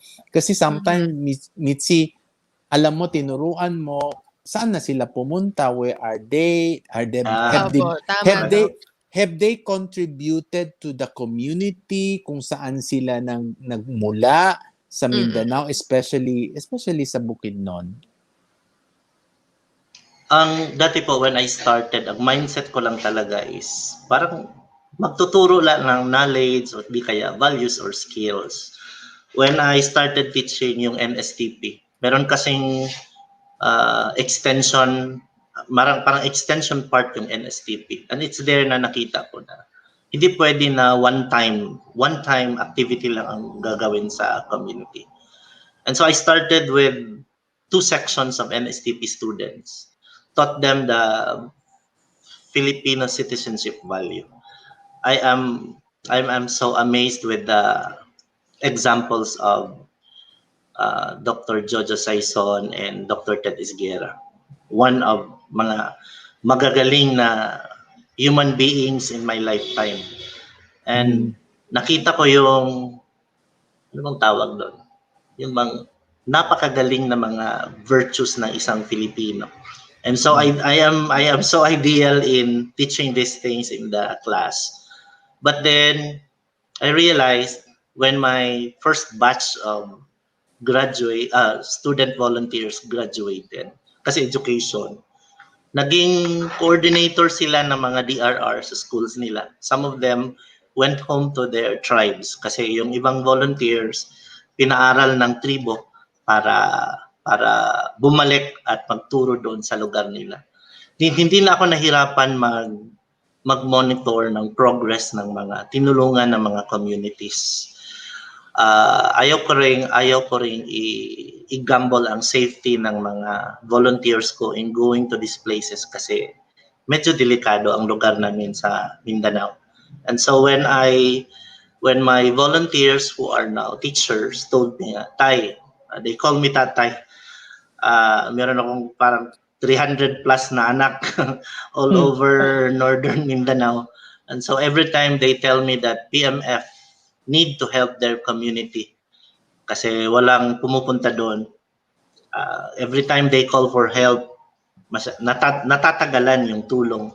And so when we go there, I always ensure that our safety is guaranteed. And so when we reach the place, I always select yung mga point person. Usually, yun na yung mga volunteers ko na nandoon. Mga point person who will monitor and who will take care of the different communities na tinulungan namin. That's why right now I'm very confident with the support. Kasi nga dahil sa PMF, yun kasi ang sabi ni Sir Jojo palagi sa akin when I feel down, yun lang sabi niya, you are not alone. We are behind you. So kaya nagagawa yung mga imposible kahit delikado, kahit malayo, pinupuntahan namin. And so in terms of monitoring the different communities, malakas po yung network namin. Ang report system po, malakas for every disaster na nangyayari. Pag may lindol, pag may giyera, yun kasi one of the problems namin. Pag may giyera, agad-agad naka-report yung mga point persons namin in the different communities. Hindi ko lang nasabi po kanina, Dr. Joseph and Miss Mitch, one of the turning point in my life was when I saw in the news some of the victims of yung mga problema namin dito sa Mindanao, mga kabataan. And so by empowering them, letting them see what they can do with their lives, let them stay in school, let them find meaning in the things that we share with them and in the things that they do in school. Na sana hindi hahawak ng armas. Sana magpapatuloy, no? Gagraduate sa elementary, gagraduate sa high school. And so, kung highly motivated sila sa mga ginagawa namin, I always tell them, we are ready to accept you in Bukidnon State University. If you plan to enroll in college, hanapin nyo kami sa Bukidnon State University. We will make you one of the members of PMF. Yan po, Sir Dr. Joseph. Hindi, natuwa ako, Mitzi, no? Yung narinig ko kay Professor Rhondelle, yung sinabi niya patungkol sa mga bata, no? Ako kasi siguro, kung meron tayo nakikinig sa gobyerno, talaga inano na gobyerno. And I'm very vocal, Professor Rhondelle, no? Ibig sabihin, nakikita mo ang suliranin. Alam natin, pag pinag-usapan ang Mindanao, kadalasan, yun, di ba, generations ni Mitzi, gera. Kamusta na ang mga bata? Di ba? Then, sometimes, iisipin mo na saan ang mga programa na dapat na gawin ng gobyerno para dito, no? I commend also our government with Duterte because he's from Mindanao. He has, I think, a lot of programs sa Mindanao, di ba, Professor Rhondelle? So, ang atin kasi, ngayon na naririnig siguro sa puntong ito na maraming ganyan. So, maraming saviors at nagtutulong, mga leaders, no, kagaya mo, na is doing this on an exerted yung effort na very selfless. Bakit hindi ipursige siguro ng ating gobyerno pa na palawak, lalo na yung ating mga ibang politician. I'm not saying the whole government, some politicians, because to make it more expandable and more workable for children, for the environment, 'di ba? Mitzi, nakikita mo parang feeling ko kasi parang nagkukulang ba? Hindi, bakit kailangan? Hindi naman pwedeng sabihin natin we bore the whole burden of everything to Professor Rhondelle. But what I'm saying, it is remarkable na yung proyekto nyo, proyekto ni Doc Ted, proyekto ni Doc Jojo is something that is beyond admirable, no? Yung grabe, no? Saludo ako sa inyo kasi lalo na ngayon na nakikilala namin kayo kasi si Doc Ted kilala ko. Ngayon nakikilala namin kayo, 'di ba, Mitzi? Grabe, 'di ba? You inspire. Hopefully kaya nga inimbita namin kayo para ma-inspire lalo ang ating mga kabataan na ito ang dapat yung gawin. Hindi alam mo 'yon, and to help our own kind, especially mga tao sa Mindanao. Professor Rhondelle, meron na kaming nagawa, Dr. Joseph. Meron na kaming mga templates in the community. Halimbawa, yung tree growing, napapansin lang ng mga maliliit na community, mga LG, barangay. And so, iniiwanan na namin kasi kumikilos na.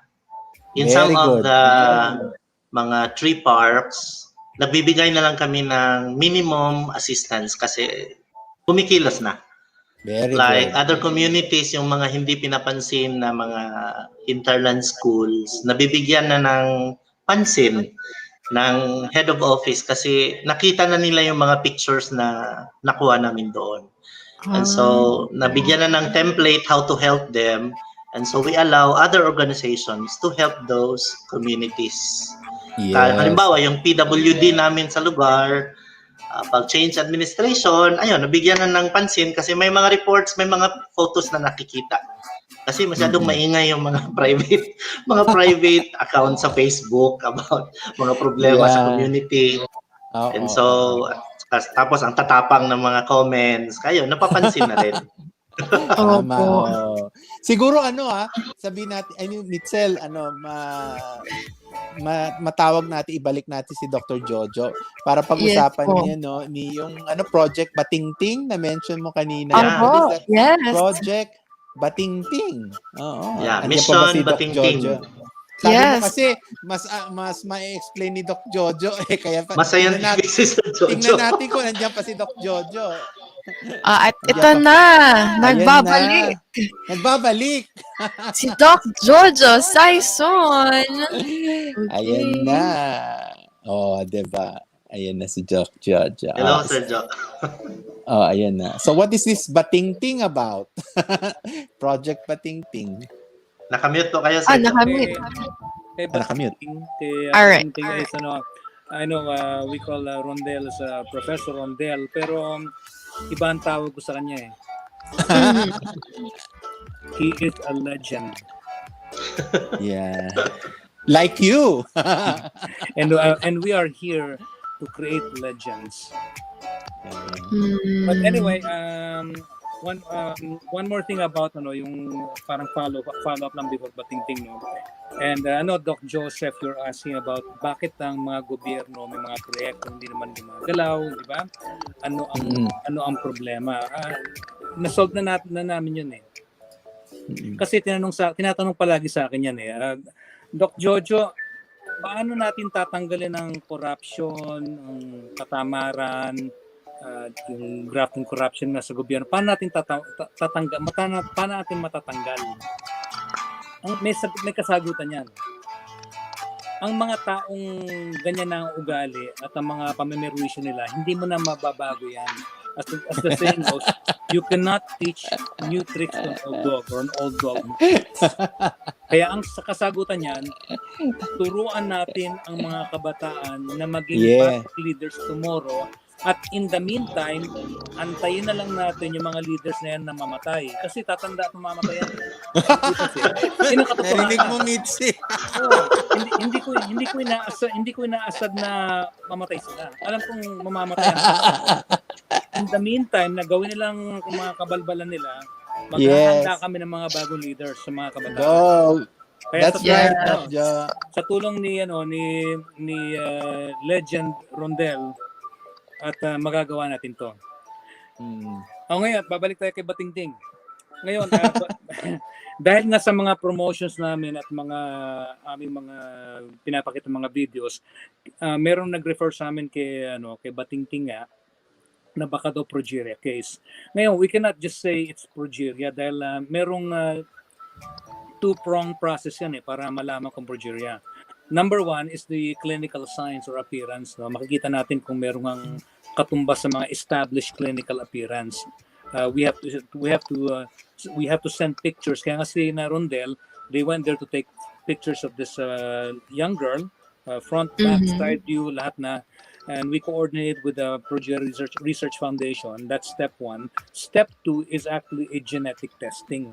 Kaya they have to send, which they have already, a blood test after seeing a local geneticist. Ngayon, either from the blood test, if it's a real progeria, we know exactly what part of the gene. It's called exon 11 on the lamina gene. Yun lang sa ladder. Ngayon, kung hindi siya positive doon, then it can go to a whole gene yung pinaka-whole gene analysis para makita kung tawagin progeroid laminopathies. Kaya ano siya, may mga similarity pero hindi siya full-blown and it's non-fatal. That means hindi walang taning ang buhay. Yan, okay. So yun pala yung So yun pala Mitzel, no? Kasi okay. So kasi we don't have much time. Oo. Oh, ayan. So konti na lang ang oras natin, Doc Jojo and Rhondelle. We will give you the floor to say something, Doc Jo and Sir Rhondelle, before we close our show, and hopefully we will bring you back. Ha? O sige. A few words from Doc Jo and Sir Rhondelle, Professor Rhondelle. Ako mauna, Sir Jo. Talaga. Ayan, the spotlight is yours, Sir Rhondelle. Ayan na po. Professor, ikaw mauna. Sige, I would just like to quote the wisdom I got from the Balagwan. Balagwan means the guardian of our traditions. No, I got this yesterday during our ritual. Dato Anilaw in Lantong, Erwin Marty said, we do not owe this land from our ancestors. We owe it, or we borrowed it from our children. Let us protect our land. Let us protect the resources so that we can return it to our children with pride. I am Rhondelle Paraiso of PMF Northern Mindanao. To our listeners today, marami pong salamat sa inyong pakikinig. To Dr. Jojo, thank you very much. Ma'am Mitzi, thank you very much also. Sir Jojo. You're welcome. Salamat, Dr. Ted. Okay, thank you, Professor Rhondelle. Doc Jo, your words of wisdom. We need your words of wisdom. Okay. So I think Doc Jojo is still checking his audio. Okay. Ayan, Doc Jojo, we can hear you po. We can hear you typing. Okay. Narinig niya tayo, Mitz. Ayan. Okay. Doc Jo, your words of wisdom before we wrap up the show. Marami si Doc Jo. Words of wisdom. He can't hear us daw po. Sige. Daw? Ayan. Sige. So, wait lang daw. Check niya muna po again. Papasok siya again. So, okay. Thank you po, Sir Rhondelle po sa inyong words of wisdom. Yung quote nyo, thank you po. Talagang from Mindanao talaga no, Doc? Talagang yung sinight na quote from a Datu. Alam mo yung meron na mention si Professor Rhondelle kasi I think one of the, yung parang river ba yun na mention mo? I think that's one of the, parang spiritual yan. Yes. Very very sacred land po. Nasa dalawang rivers na nag-meet. Tapos doon na yung Yes. Hindi ko alam kung kilala nyo po yung famous artist sa Davao, si Kublai Milan. Kaibigan ko po yun. Kilala mo siya? Kaibigan ko po yun. Naging judge sa contest on painting. Nag-meet kami time ago. Oo. Ano yan, one of the great artists yan, Mitzi. Yes. Papakilala kita. Di ba, Professor Rhondelle? Wow. Oo. Lahat ng mga symbols dito from Davao to Cagayan de Oro na makikita nyo along the National Highway. Yes, gawa ni Kublai. Wow. Yeah, oo. Di ba? Tuwa naman. I-invite ka namin ulit, Professor Rhondelle, ha? Sige po. Kasi if you'd like to visit Bukidnon or Mindanao, we have plenty of falls and springs. You know, Doc, if I may share lang po, since we're waiting for Doc Jojo, yung common denominator ever since na nag-start po mag-guest si Doc Ted sa atin is yung yung preaching po nila, parang ang lakas nung preaching nila, Doc, no? Like, what they do, ang lakas po maka-inspire. Like, ito, si Sir Rhondelle, he is actually a product ng pagka-inspire niya sa works ni Doc Ted and Doc Jojo. And from what he shared to me, kasi before we started the show, like kahapon, nagkausap po kami onte. And yun nga, shinare niya po sa akin na dahil nga daw po sa works nila Doc Ted ang kanyang mga ginagawa ngayon. So, iba talaga kapag we're preaching, hindi lang tayo yung nagtuturo, we're preaching it out, we're talagang ine-educate natin yung mga tao na ito dapat, ito yung mas nakakatulong, ganyan. Yun yung nakukuha ko po sa kanila. Tsaka, yes, education is talaga, the most powerful weapon na you can use para to change the world. Grabe. Sana marami pong ma-inspire sa ating sa ating guests this season. Right, Doc? Diba? Diba na-inspire ka ni Professor Rhondelle? Kasi Prof si Mitzi kasi yun, Generation Z, 'di ba? Yung mga kabataan. Yung isang kasama nating host kasi wala siya ngayon ay millennial. So mga kabataan. Oo, nakita mo professor kasama ko mga bata. So, ayan na si Doc Joe. Ayan na. Can you hear? Alright. You're okay? Can you hear okay. us? I just got okay. Finally. Good. So before we wrap up, we want to hear, ayan, andyan pa si Professor Rhondelle, to hear some of your wisdom before we close the show. Yeah, words of wisdom. Pakin ba? Yes, apo. Okay. Go. Words of wisdom. Sa mga kabataan natin, kaya nyo yan. Kapag sinabi sa inyo na hindi nyo kaya, tumalikod na lang kayo dahil kaya nyo. You have to believe in yourself. At unahin natin ang ating mga passion. Pero meron akong sikreto kung bakit natutupad ang mga passion. Whatever you do, place Jesus Christ before everything and your plans will succeed. At beyond na yan, beyond na sa mga rational na mga tao. Kasi tayo, gusto natin yung sikat tayo, may pagkain tayo, may pera tayo. But if you think outside of the box, think of others before yourself, you will know your mission in life. The mission and the purpose is to give your life away. God bless you po. Galing. Thank you. Alam mo, napapansin mo, Mitz, para sila magkapatid ni Doc Ted pag magsalita. When they want to emphasize, lalapit sila talaga sa iyo. Ganyan, no? I think we have to bring all of them in one platform. Nakakatawa sila siguro. Diba? We've done that before. Nagsama-sama na kami dati sa Alright. Yeah, maybe you can when everything is better with COVID restrictions uplifted, we can create a big conference. Kasi gusto namin ibalik yung mga cases namin. We'd like to do like a TED. I wanna listen to that. Yeah, a TED talk where you can actually meet our Progeria children. Sure. And we will do it. All Join kami dyan. Leave it. Okay. Again, from the bottom of our hearts and for kay Janine, in behalf of Janine and so Mitzi, the Sunday Health Show would like to thank you very much, Dr. Jojo. It's our pleasure and we will forever be grateful. Thank you. God bless you. Ingat ka dyan sa Illinois, USA. And of course, si Professor Rhondelle. Yes! Salamat po. Hey, by the way, guys, before we leave, can I plug in just one thing?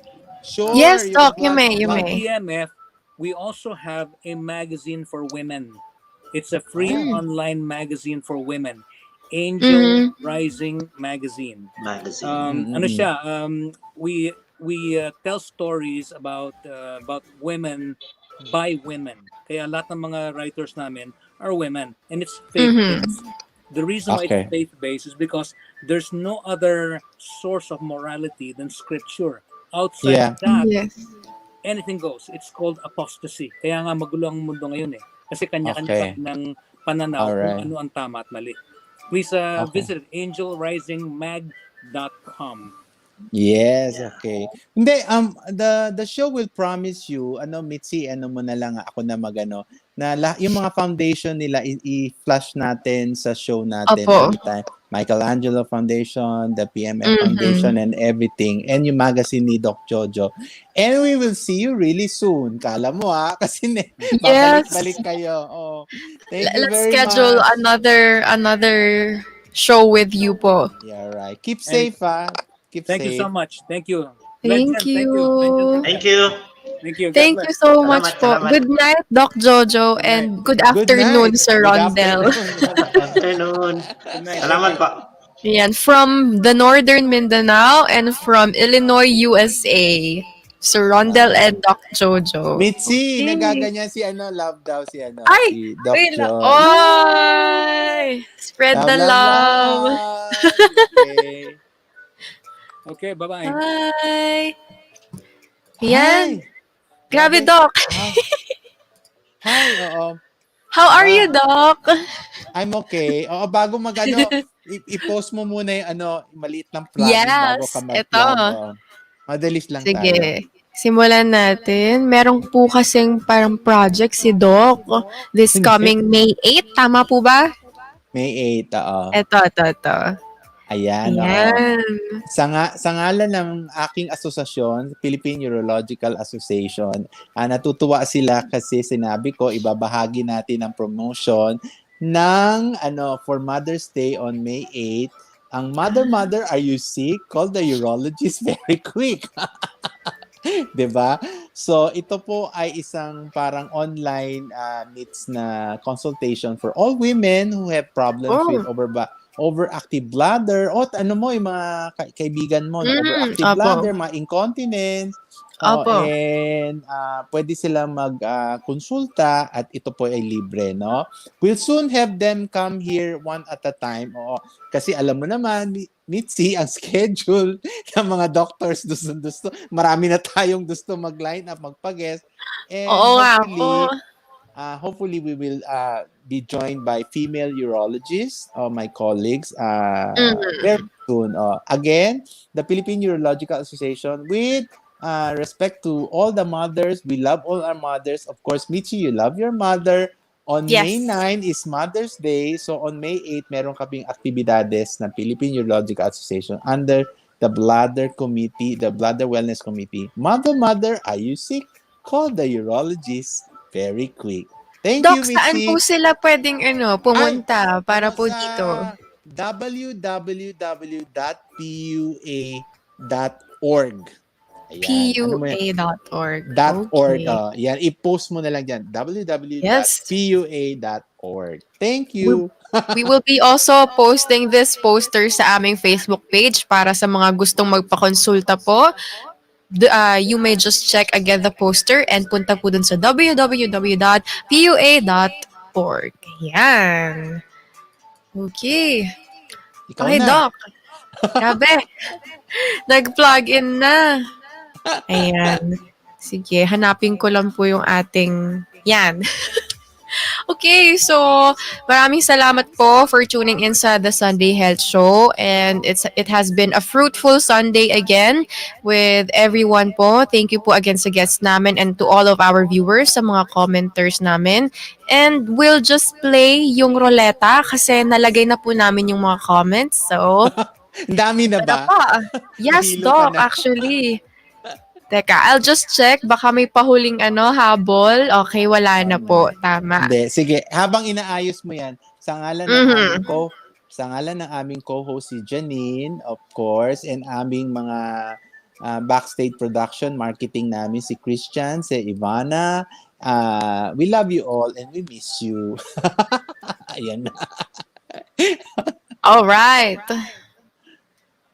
And ang Health Roleta ay nagbabalik. So, to all who commented, I hope they are still here.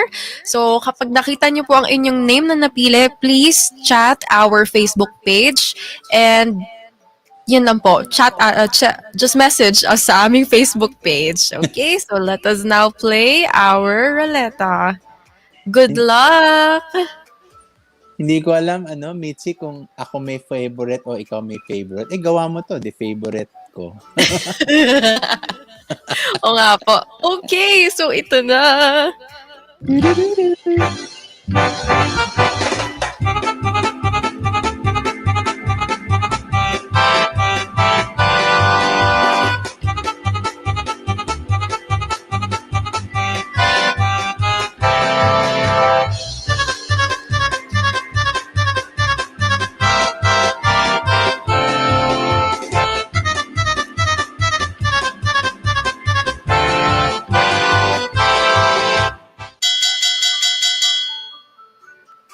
Wow! Congratulations po kay Miss Net Basilio. If you are still here, please message our Facebook page to know how to claim your prize. Alright, so ito na po. Balik po tayo sa ating overlay. Okay, basa Yan po na. tayo ng onting comments bago po Okay, tayo go ahead. Ayan. Si Sir Rhondelle, si Prof. Rhondelle nag-comment. Thank you very much, beautiful people of the Sunday Health Wow. Show. Doc Joseph, Miss Mitzi, and the tech guy. Actually, ako po yung tech guy. Ako po yun. Ayan, God bless you guys. Ayan, thank you, Doc. Thank you, Thank Doctor. you, Thank you, Prof. sir. Ayan. Ayan, nag-comment si Miss Net Basilio. Hi, Miss Net. Please don't forget to message our Facebook page to claim your prize po. Okay, ang daming nag-message. Grabe. Pasalamat lang po tayo. Sige. Ayan. Pasalamat ka ng konti. Ayan. Thank you po to Miss, sino po to? GB Baguio. Ito si Mr. Enrico L. de Guzman. Hi, Sir Siya po Enrico. yes, he was the one na sinabi po ni Doc Jojo na head Get in po touch, ata right? here. Yes, opo. Yun. And then, ang dami pong nag-message. Okay, so Mitzi, hindi ko na po. we can can we post their foundation here in our show? No, we can post in the Yes po, pwede po. Opo. And kanina nga po, nag-uusap din kami ni Doc Joseph while nagpe-present na baka magkaroon na rin ng sariling foundation ang The Sunday Health Show kasi even us, we were inspired by, di ba Doc? We were also inspired by how paano nag-branch out like by just their ideas, all of their preaching, nag-branch out and ito na, marami nang natutulungan. So hopefully, for Doc Jojo, mahanap niya po yung iba pang, yung remaining progeria cases po dito sa Pilipinas at matulungan po sila. And yun, for Sir Rhondelle, thank you po and please continue your humanitarian works. Marami po tayong matutulungan dyan. And iba po talaga, sabi ko kanina, education is the most powerful weapon that you can use to change the world. Yon. So, yes, si Doc Lee, ikaw po, onting takeaway po. Ako we have to breed and develop an institution of education. Kagaya sabi ni Dr. Jojo, 'di ba? Pursue your passion, 'di ba? To the highest level, 'di ba? Okay, you should not be what do you call that? Yung depressed because nothing is happening in your life. There is always somebody there who will guide you. Alam nyo na, somebody up there, si Lord, who will lead the way and will tell you na this is the right path that you need to do. Yan, yun lang. Tama ba yan? Put God in the center of everything you do and lahat maganda yung mapapatunguhan mo. Yun. So, yes, thank you, Doc Lee. And guys, that's it. So, nakapag-plug na po kanina si Doc ng kanyang yung sa poster. So, Doc, plug na po ng Instagram and Facebook page. Ako, FB page, Dr. Joseph Lee. Instagram, Dr. Joseph Lee. Yun lang. Okay. And remember our sponsors, di ba? Genesis, Trilodent, Salvicare, Eric Lee, and Ira.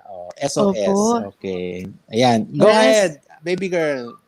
Maraming salamat po sa sponsors namin. Okay, I will promote my my social media, Facebook page, Mitzi Aguinaldo, Instagram, and TikTok. Bago pa lang, so wala pa gaano. May Yun. TikTok.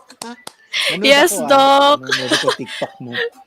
Opo. Ay, may pahabol na comment. Sabi ni Miss Net Basilio, Miss Mitzi, we'll be glad to have you join us on our next release of the Angel Rising magazine. Wow! Ikaw Sige na! po.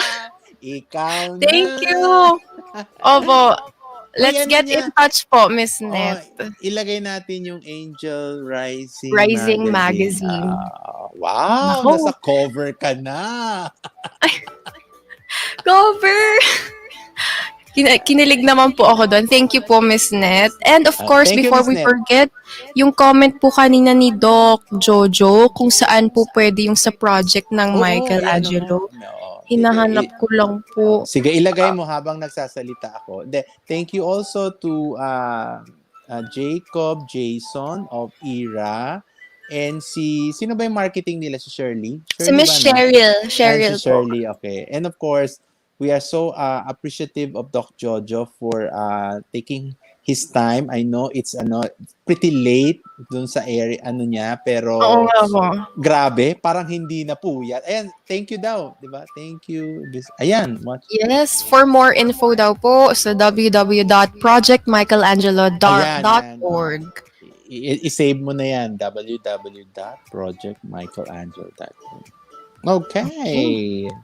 So that's it. I hope marami po kayong natutunan for today and mas naging aware po tayo sa progeria. So if may mga makita po kayo na similar, na makita niyo po yung physical characteristics, please share it to us, comment para parating po natin kay Doc Jojo. Oo, dito na nila di ba? Mitzi, para parating natin. Okay. Yes. Okay, so time check 2:03. So finally, Doc, nahabol natin kahit papano. Okay, guys, thank you for watching. This has been the Sunday Health Show. Bye. Thank you so much po. Thank you, Doc. Galing. Galing mo. Thank you, Doc.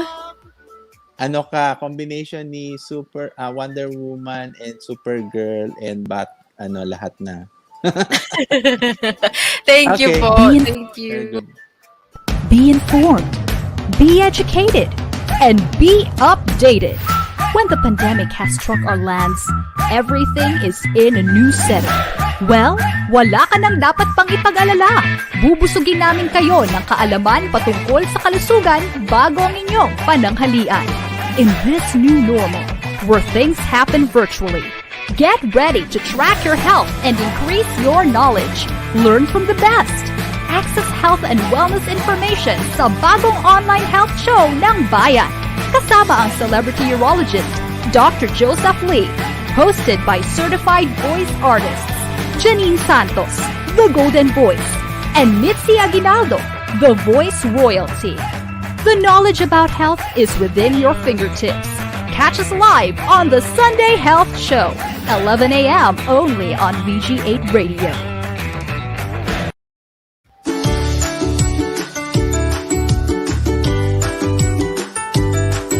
Every morning before I go to work, I use my Trilodent Gold mouthwash.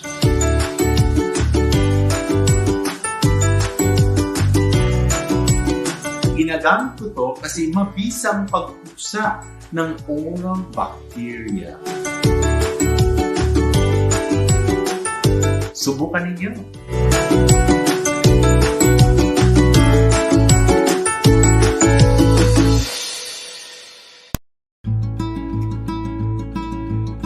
I love my coffee.